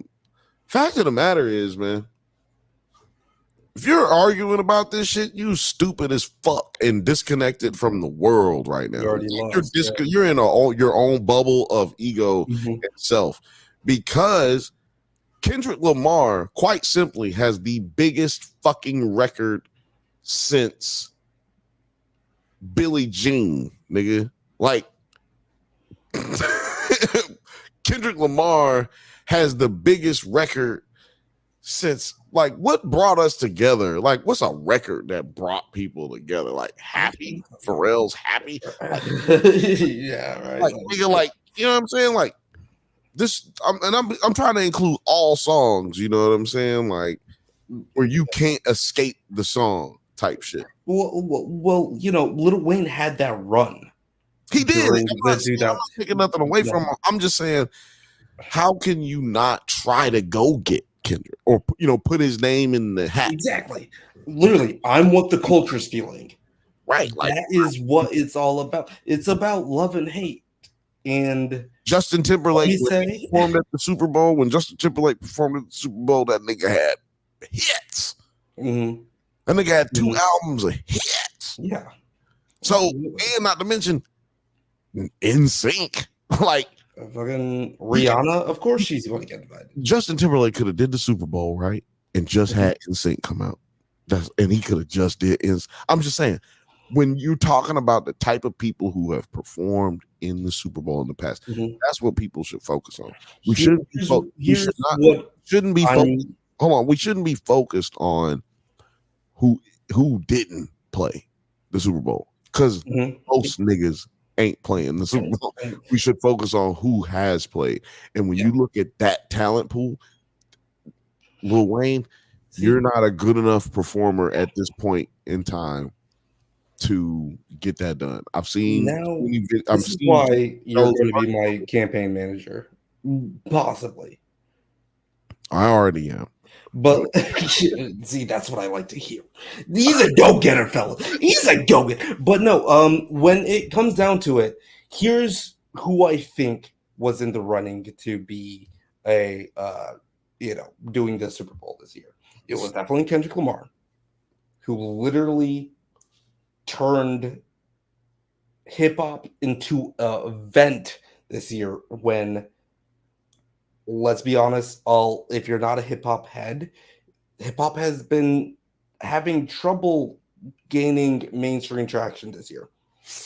You want to? But like hip hop is down. I've been talking about that for a while. Hip hop has been down, but Kendrick Lamar literally made it an event that everybody was tuned into. We were all like that guy in a Godzilla movie that like looks at the earthquake charts and is like, oh, this is off this. Like we were all what else is doing that? Quiet but kept. What else is doing that right now is the LL Cool J album that just came out. I'm just saying, to your point, you're seeing like Kendrick started a pop that is people are going like gravitate. Okay, so and then 2 in the running would have been Taylor Swift. I'm pretty sure it was between Kendrick and Taylor Swift for the Super Bowl. They've been trying to get Taylor Swift to do the Super Bowl for 6 years. See, that's the thing. She said that they got to pay her, and allegedly they don't get paid to do the Super Bowl. And Katy Perry even said she's not going to do it anymore, or she said she wasn't going to do it, but then she did it for free. But Katy Perry wishes that she could do the Super Bowl. She has had that hard. No, again, I'm saying she did because she has had a bad time lately. No, she did do a Super Bowl. Everybody remembers Left Shark, but I'm saying again because she's had a bad summer this year with her like comeback. But it would be them two that they really want to get, either Kendrick Lamar or Taylor Swift, that they really want to get, because that's what again, I keep on returning to this this word, but the zeitgeist, right? That's who captured the attention, who you want to be bringing the most eyeballs, who's going to be chosen. I would say it would either be Chappell Rowan. Is I'm not doing wrong answers only yet. So wait, you're telling us who you want to be playing? I would say these were the people that they were considering. Okay, tell us who you're considering, and then we're gonna answer Lil Frothy's question: who's y'all's number one pick for Super Bowl performance? So, but again, this is kind of like what I would with who you saying is. I said Kendrick Lamar or Taylor Swift. Those were the ones that the NFL was wanting to get. And then I would say, in a lesser context, I would say Chappell Rowan was definitely shopped around to see if they would, third, fourth, fifth choice or whatever. Chappell Rowan, maybe even Sabrina Carpenter or Morgan. Actually, you know what? My number 3 is Morgan Wallen. Morgan Wallen had a big chance of performing at the Super Bowl. Can I tell you why none of that is going to happen? You cannot be new and do the Super Bowl. That doesn't happen. I know it's not going to happen. I'm saying that was shopped around. It wasn't. I can tell you right now, it wasn't. You know who was shopped around? Because what you're just including one genre or one type of music, and I'm just telling you what happens with the Super Bowl. That's all I'm trying to. They want the legendaries. Exactly. That's all I'm trying to convey is that you have to have somebody who does it. You know what I'm saying? You're more likely than like all those lower people that you said, not the top people that you said, but all those lower people that you said, you're more likely to get Bruce Springsteen than you get any of them. Yeah. And that's just how it works. I'm not saying that it would have been which one would have been a better show. I think that fits more to who you would like to see. No, it's not. I'm just that's like you know. And again, I'm just going to say, let me finish what I'm saying. I'm going to agree to disagree. Yeah, but let me finish what I'm saying, because this is how the Super Bowl works. Like, I've been watching the Super Bowl since I was 7 years old. Every fucking Super Bowl I watch, damn near every fucking football game since I was 7 years old. I'm like, I know Jay-Z is now a part of that committee or the head of the committee who chooses, but the fact of the matter is, when it comes down to it, he gets to give them who he wants to be there, and then the NFL decides who is going to actually perform. So, you know, it's going to be somebody who fits all of America, not the part of America that we love. Because this is what I was going to say. I think that one day you might have all those people that you said like could be a candidate after they put out more work and to have more songs that hit the charts and shit. They may be able to perform one day. Third is Morgan Wallen. And Morgan who, Lil Frothy? Morgan Wallet. No, Morgan Wallen. I think that he was a strong third choice that they were considering. But like, I think the top two, you know, I think it makes sense that Kendrick Lamar is chosen because, again, he fits with your dynamic of having that legacy. And then I think they were probably neck and neck. They've probably been trying to get Taylor Swift to perform at the Super Bowl. I think that she has the legacy, and of course she has the star power. Of course she does. Because she gets like $500 million to play a goddamn show. But now the onus is on you. Again, who's your number one pick for the Super Bowl? And of course, this is for the comments too. Lil Frothy, answer your own question too. Exactly. Do I get to choose dead or alive, or do I have to like choose? It's gotta be alive. Let's go with alive first, and then we can talk about it. Make sure, you know what I'm saying? I gotta make sure, because I go crazy in this motherfucker on the Super Bowl. You know what I mean? But who would I have? Who would I like? Oh, she said wrong answers only. But no, but like on the same train of thought of like, okay, I want to hear your wrong answers only. I want to hear a lot of thoughts about it. I'm gonna retort what you said first, and then I'm gonna give you my wrong answers. Please. So as far as who would have been actually in the running, outside of Kendrick Lamar, who is a established artist with multiple albums and multiple hits off of all of those albums. And a crossover artist who's had many, like he has a huge audience outside of the black community or hip hop community or genre that he's in. Agreed. Outside of him, I think you're looking at them trying to get a Pearl Jam, who also just put out an album and did big numbers this year.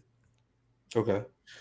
Or you're looking at them going after like the Foo Fighters, who all the niggas know and all the whiteys know. I could definitely agree with that. The Foo Fighters, like even like the Black Keys too, like that type of vibe. Well, I don't know if the Black Keys would be in there, but like I could see the Foo Fighters having a member of the Black Keys coming in and playing whatever, or like, you know what I'm saying? Like crossover, yeah.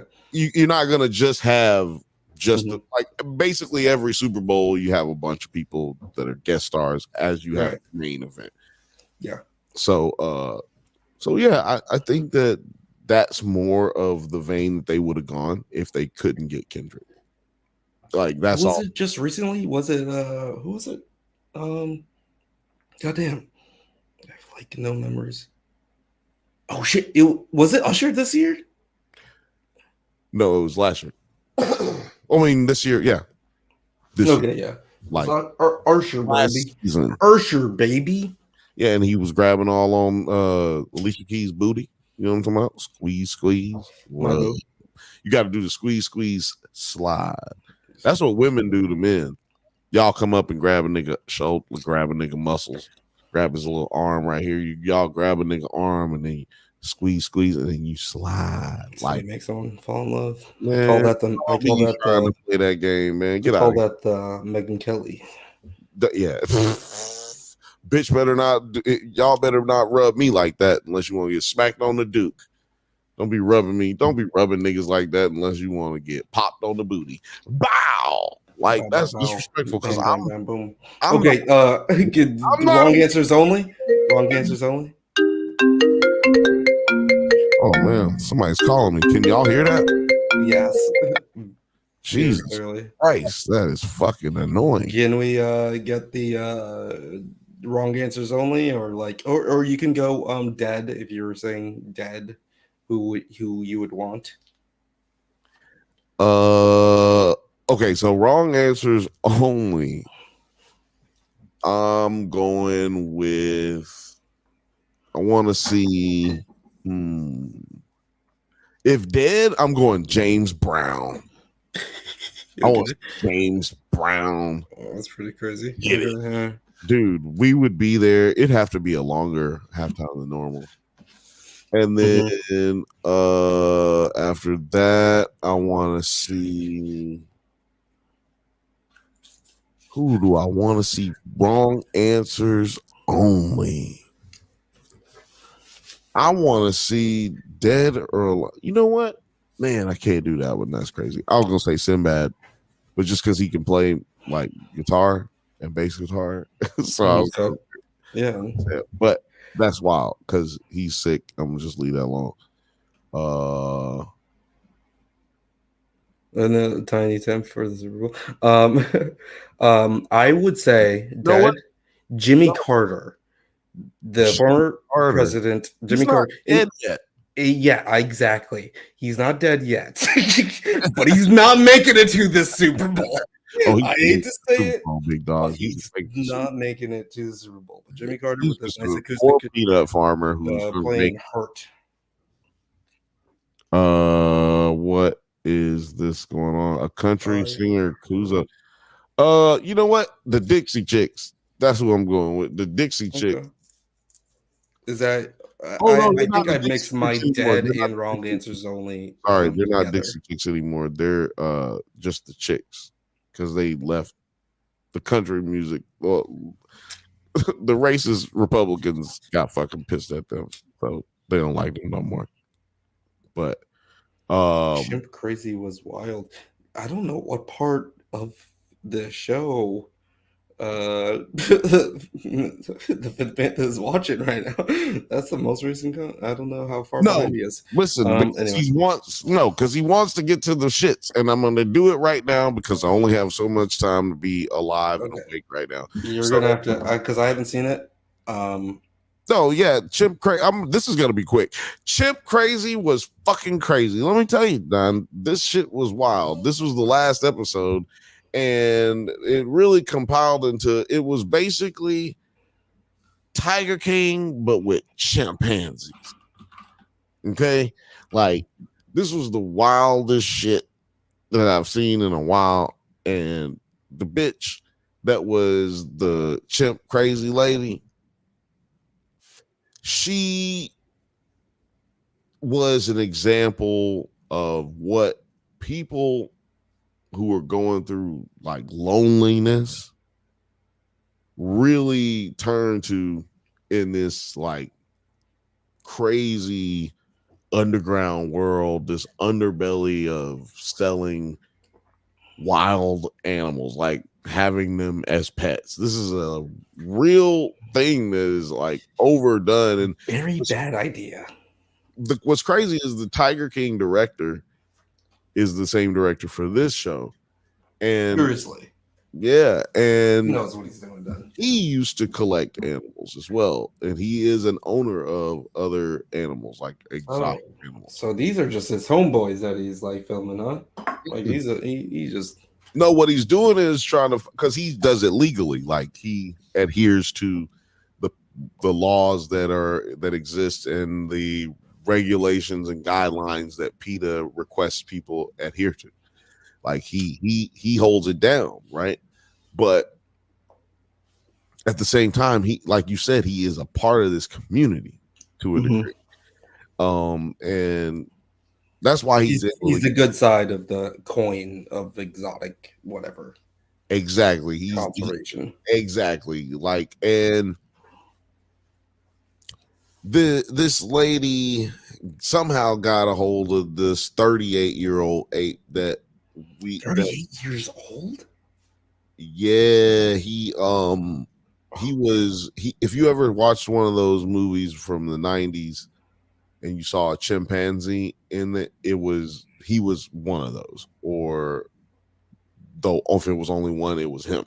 Mm-hmm. He was a huge actor, right? Okay. Which you don't see anymore really in movies because it's considered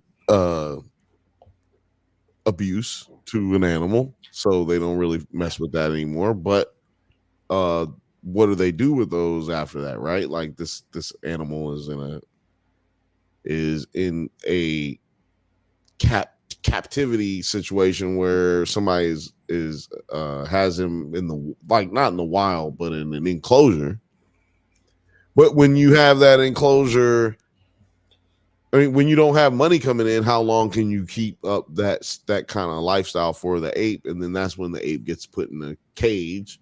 Mm-hmm. And then the ape's just going to keep getting bigger, and you can't let the ape out and just roam around and do what he wants to, because he could literally end up just killing you, right? Like Kingdom of the Planet of the Apes. I don't want any of that. These apes can get up to like at 7 years old, there could be up to 200 pounds, 225 pounds. Christ. You know what I mean? And yeah, we talked about it the last few weeks. We have situations where motherfuckers getting their arms ripped off and my faces. Worst nightmare. And in this episode, this episode more so focused on catching this girl, this lady, getting her prosecuted, getting her to give up the ape, getting her to a situation where she can't do this again. You know what I'm saying? What brings you to want to, like, I can understand, like, of course, like, we love our animals, we love our pets over here and everything, unless it's a juicy, tasty dog. And yeah, that dog ain't gonna last long. But we eating his ass. Why do you think, what drives people to have like that type of exotic? Because it's no secret from right now that that's a dangerous thing to have in your household. Honestly, I think it's like these nuts. So honestly, I think that it's loneliness. The common denominator in all of the stories that they used as examples of hers, which is basically what this documentary was. It was like a appreciation or a recap rather of how similar what this lady's going through psychosis wise, it's a psychosis, is to what other people are going through. We had one lady who refused to give up her ape and basically like fought PETA the whole entire time, gave him the end around, run around, and PETA was just willing to take the ape off of her hands and put him in an ape sanctuary. But she she didn't want to do that. The ape attacked her daughter, ripped half of her leg off, and her mom. How old is the daughter? Like 20, in her 20s. The daughter is 20 years old? The daughter was in her 20s. Holy shit. I was picturing like a little kid, you know. Yeah, no. Yeah. So yeah. So you've got this lady who does all this, and then when that happens, she actually calls the police and tells them, you need to shoot him in the head. Shoot him in the head. She doesn't say, hey, bring some tranquilizer darts or anything like that. She wants this animal dead all of a sudden, and then they kill her. Now, why couldn't she have just given him up to PETA weeks ago? Right? It's a psychosis. It's a loneliness. Like one lady said it in the doc very well. You know, this lady is looking at this ape like I want him to hang out with me all the time. But they're not, and it's like, I want you to sit around, watch TV, and drink beer, and eat food with me, and watch, and and talk shit. Weird. Like, yeah, they can't. But Get a dog. an ape is supposed to be outside doing shit like getting in the fist fight, swinging through trees, fucking bitches, like yeah, fucking bitches, drinking beer, literally, like all of that shit, eating but just outside, ants off a stick and shit. Like, you know what I'm Yeah. saying? Like, that's what he's supposed to be doing, is outside. He's supposed to be worried about what's coming on Netflix. Like, Let an ape roam. let him do him, let him do him. So anyway, PETA got on her ass. So one of her friends, this is what you need to know. I got you caught all the way up, for real. So she done took the ape, right? She on the run with the ape. Tonka is his name. She on the run. Okay. This sounds like an exciting movie too. That's a good plot. I think they've Dude, already she's on made the run this. with an ape. It's basically already been. Oh yeah, they've already sold the rights to this. This is Mhm. over. Just like Tiger King. That's gonna be a movie one day. Starring David Spade as Tiger King. This lady's on the run with an ape. The guys who are documenting it, they're talking to this black guy who's like not friends with her, but like he's trusted by her for whatever reason. And she calls him and she says, "Hey, the Tonga's not doing well. We're gonna have to euthanize him," basically. But she's already made it very clear previous interviews that if she really feels like she's gonna go to jail, she'll just kill him. And if there's no body, there's no crime. And I'm like, wow. So it just shows you the parallel. This lady was willing to kill her ape and get out of the jail time Easily, yeah. To just like the other lady, she was willing to give up her ape, because of the pain it inflicted on her daughter, instead of just giving it to PETA, which is the one who's been trying to get it from you the entire time. And that's what I don't understand. Is like these people are trying to get this from you the entire time. You really don't really want the animal, like you saying, but you're putting on and pretending like you do.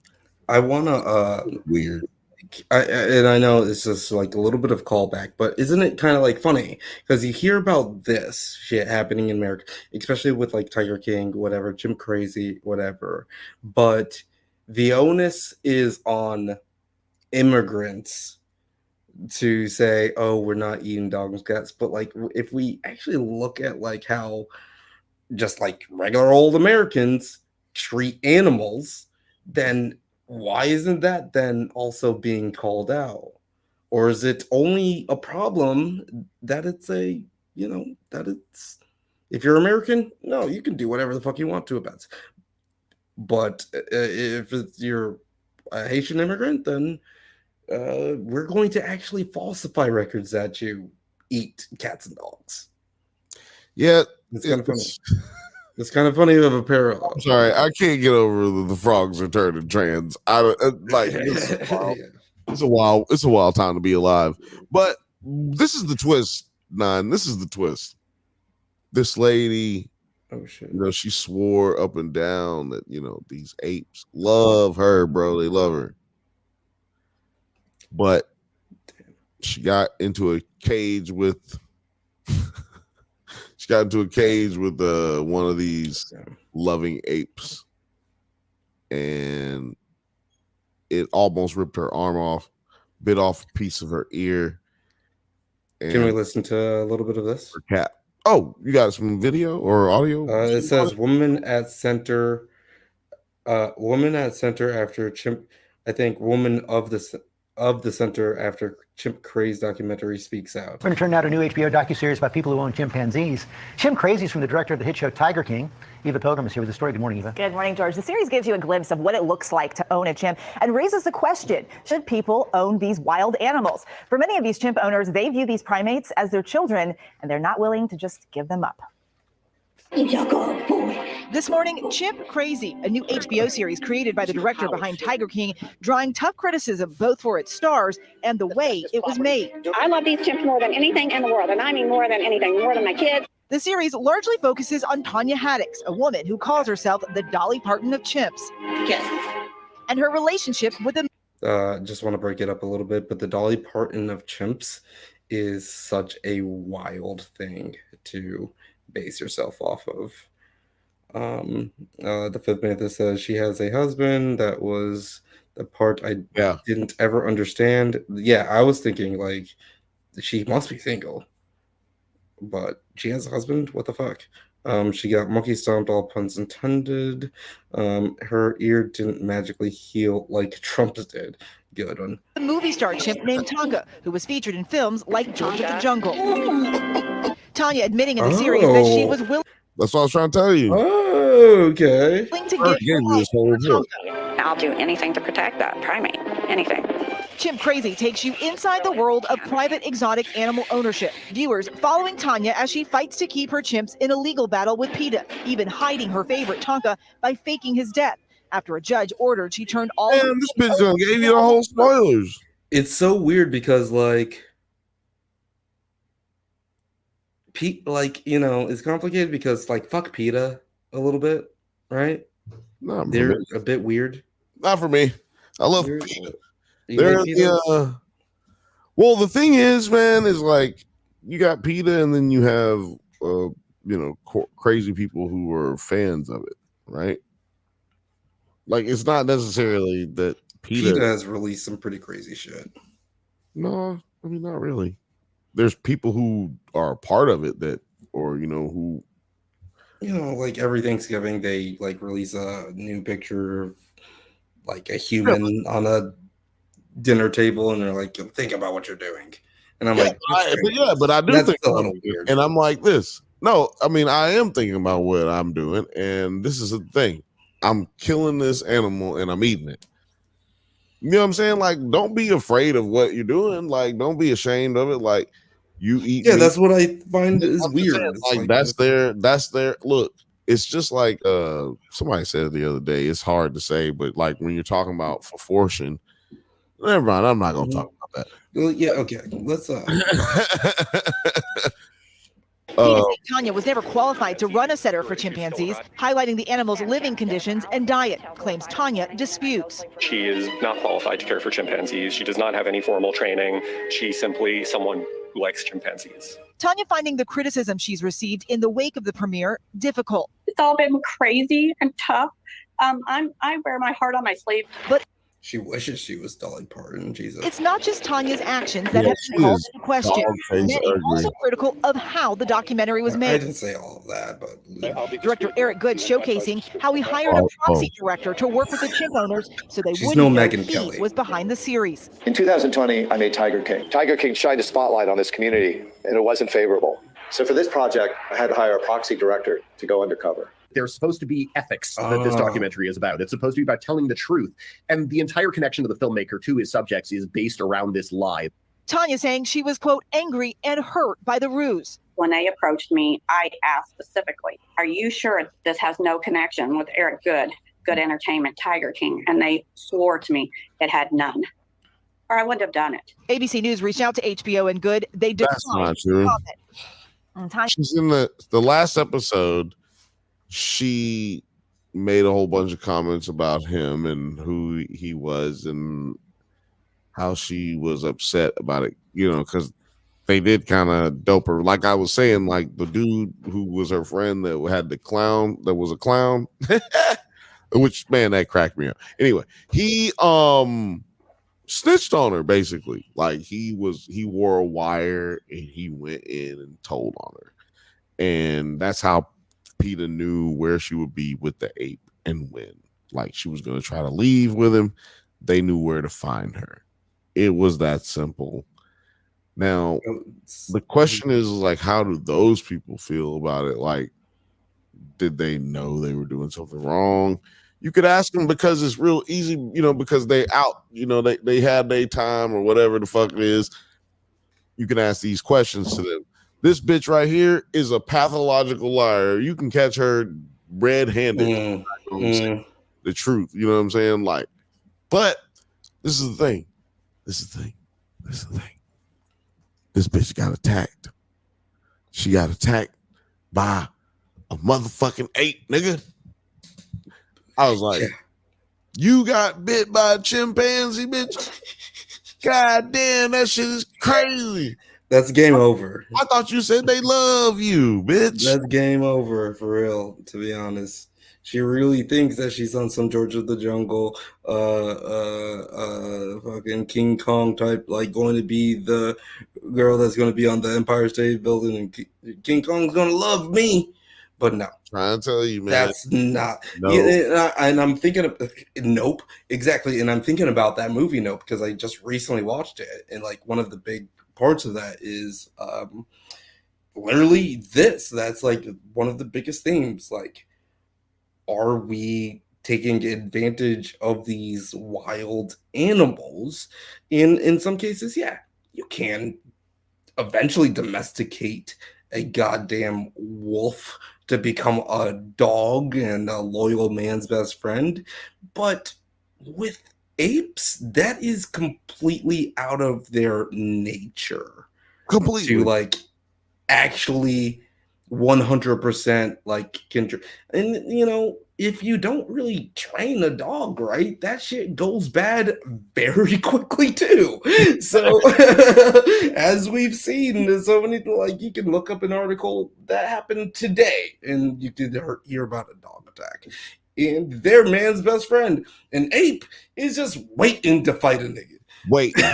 Like, yeah, when do we fight? Thank you for the food, but I want to fight you for my food.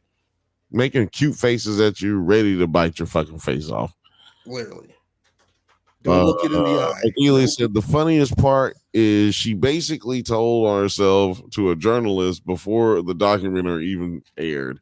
Yeah, she just did nothing but tell on herself the entire fucking show. It was crazy. She just said, hey, I got all these apes. You want to come see? I got them in these terrible conditions. Want to come see? It doesn't matter who you thought was doing this documentary. So how many apes did she have? Oh man, I can't remember. She had enough for them to come get them. Like they came. I mean, like one is actually like too many, to be honest. Right, but she had a lot. That's what the whole thing was. It's just like she had a lot. Dude, if an ape, like one of my biggest, I love like doing little icebreakers when I meet people. It's a fun way to just like talk to people. It's like, what animal are you afraid of walking in the room right now?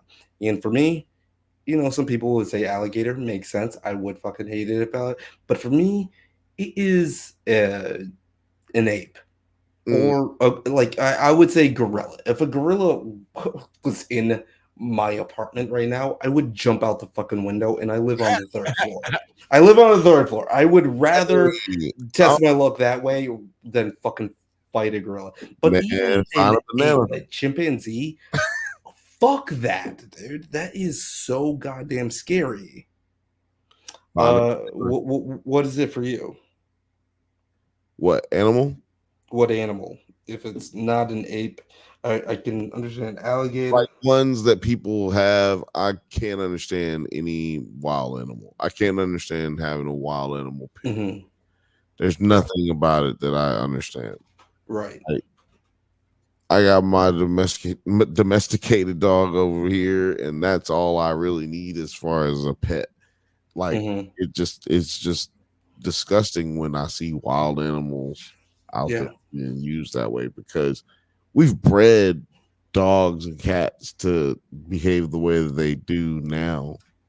Odelia says a hippo. Yeah, hippos? Fuck that.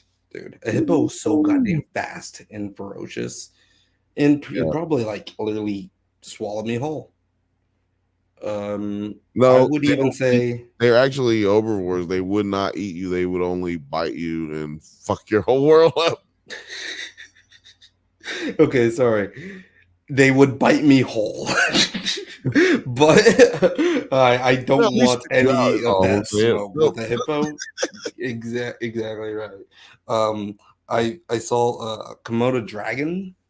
Those motherfuckers, Komodo dragon, like those motherfuckers, they eat sheep and deer like while they're still like in the stomach. You God can damn. hear the like little sheep, like there's no silencing the lamb. You can hear the lamb just like screaming in the Komodo dragon's stomach still. It is crazy. Yeah, So, that I actually wouldn't. sounds And gross. they're pretty It goddamn sounds fast. crazy. Sounds disgusting. But yeah, chimp apes are on the top of my list. Like, I'm I gonna would go literally die. with. I would rather die. I'm gonna go with tiger, man. Tigers are A huge. tiger? You know what? One time I was at the Birmingham Zoo, man. Went for a school trip. I'm gonna put y'all on some. I'll tell y'all a little story time, man. These nuts. No, seriously though, I'm gonna give y'all a story. Bill went to the. This is Lil Bill. Lil Bill went to the zoo, and they got a white tiger at the Birmingham Zoo, and I was like, "Yo, this is my time. This is my chance to see the white tiger." And we got there. That's the first place I went to. Homie was sitting there looking at him, and I was like, "Oh shit, there he is." And I went standing next to the homie. He was like, "Yeah, man, that's just crazy. It's cool." He like read me some facts off the thing. I was like, "Man, that's crazy. He think I can't read. That's wild." But then, how little Bill is this again? I was like 16 years Oh old. yeah, I couldn't read until I was 20. So yeah. I was like, this white boy think I can't read. That's crazy. But then I'm looking at the tiger, and he's looking at me. He's like walking up to the glass, like real close. Like I'm close now. He like, yo, sitting there just looking at me. I'm looking at him. That nigga jumped up on his back legs, put his paws, all nails, all claws, put his paws up on the glass and roared. Oh my god. And he roared so loud. I was like, oh my God. Ooh. I'm gonna just tell you right now, I was motherfucking scared. Like I was like, I could feel it. I was like, oh my God, this nigga gonna come out of here. If this nigga come out the glass, what am I? He saw my face. He remembers me. And then just imagine he come out the glass and then he doesn't eat meat for some reason. He fucks up everything. They gonna blame it on me. They'll shoot you anyways. Yeah. They gonna shoot me. Look, it was bad news, man. I was. It's a black kid and a white tiger. Shoot the black kid. I was tripping out. I was like, y'all need to feed that nigga. That's all I know. Cause that nigga almost like I feel not that he came nowhere near close to killing me, but the thing it just fucked me up that he actually played out killing me like right there. He like played the whole scenario out. I have a similar story. It's very quick, but like yeah, I was at the zoo when I was little. Right. Probably like half that age. I was probably like 7 or 8. But I remember seeing this fucking gorilla like walk up to this, like it's gotta be like almost a 300-pound gorilla. He walked up to this goddamn tree infrastructure thing that they set up, and he grabbed a branch and just fucking lifted his whole body up with one goddamn arm while looking at all of us. And I was like, and you know, they what do that the kind of stuff. Fuck? They do that kind of stuff to dominate, like to show dominance. They do that. They do. I was that kind like, of stuff. that gorilla just lifted its whole body weight to a muscle up to a sitting position with one goddamn arm. 2 arms. Anyway, I gotta go to bed, guys. Hey, man. Yeah, man. Everybody, I really appreciate everybody watching, man. Thank you so much. Everybody who's been watching from all time zones. Y'all are fucking troopers. I do want to tell y'all please go like and subscribe on both the Drunk Bantha's channel and the Nerds at Night channel. Also, make sure that you join us every Monday, 8 p.m. Pacific time. 9, where can the people find you? They can find me on the campaign trail. It is 9 for president. That is the hashtag, 9 for president. We are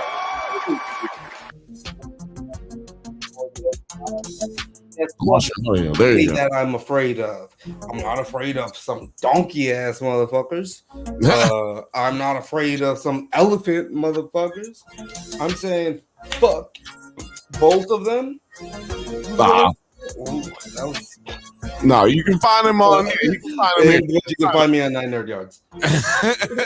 You can that's find 9 him Nerd Yards on everywhere. that. You know where to find him. What are we even talking about? He's your favorite YouTuber's favorite YouTuber. I'm your favorite cousin's favorite cousin. This is the Bantha Bunch Show. We're here every Thursday, 7 p.m. Pacific time. Thank you so much for fucking joining me. This has been amazing, and I just gotta say, peace. How do I outro today? I'm gonna outro with this.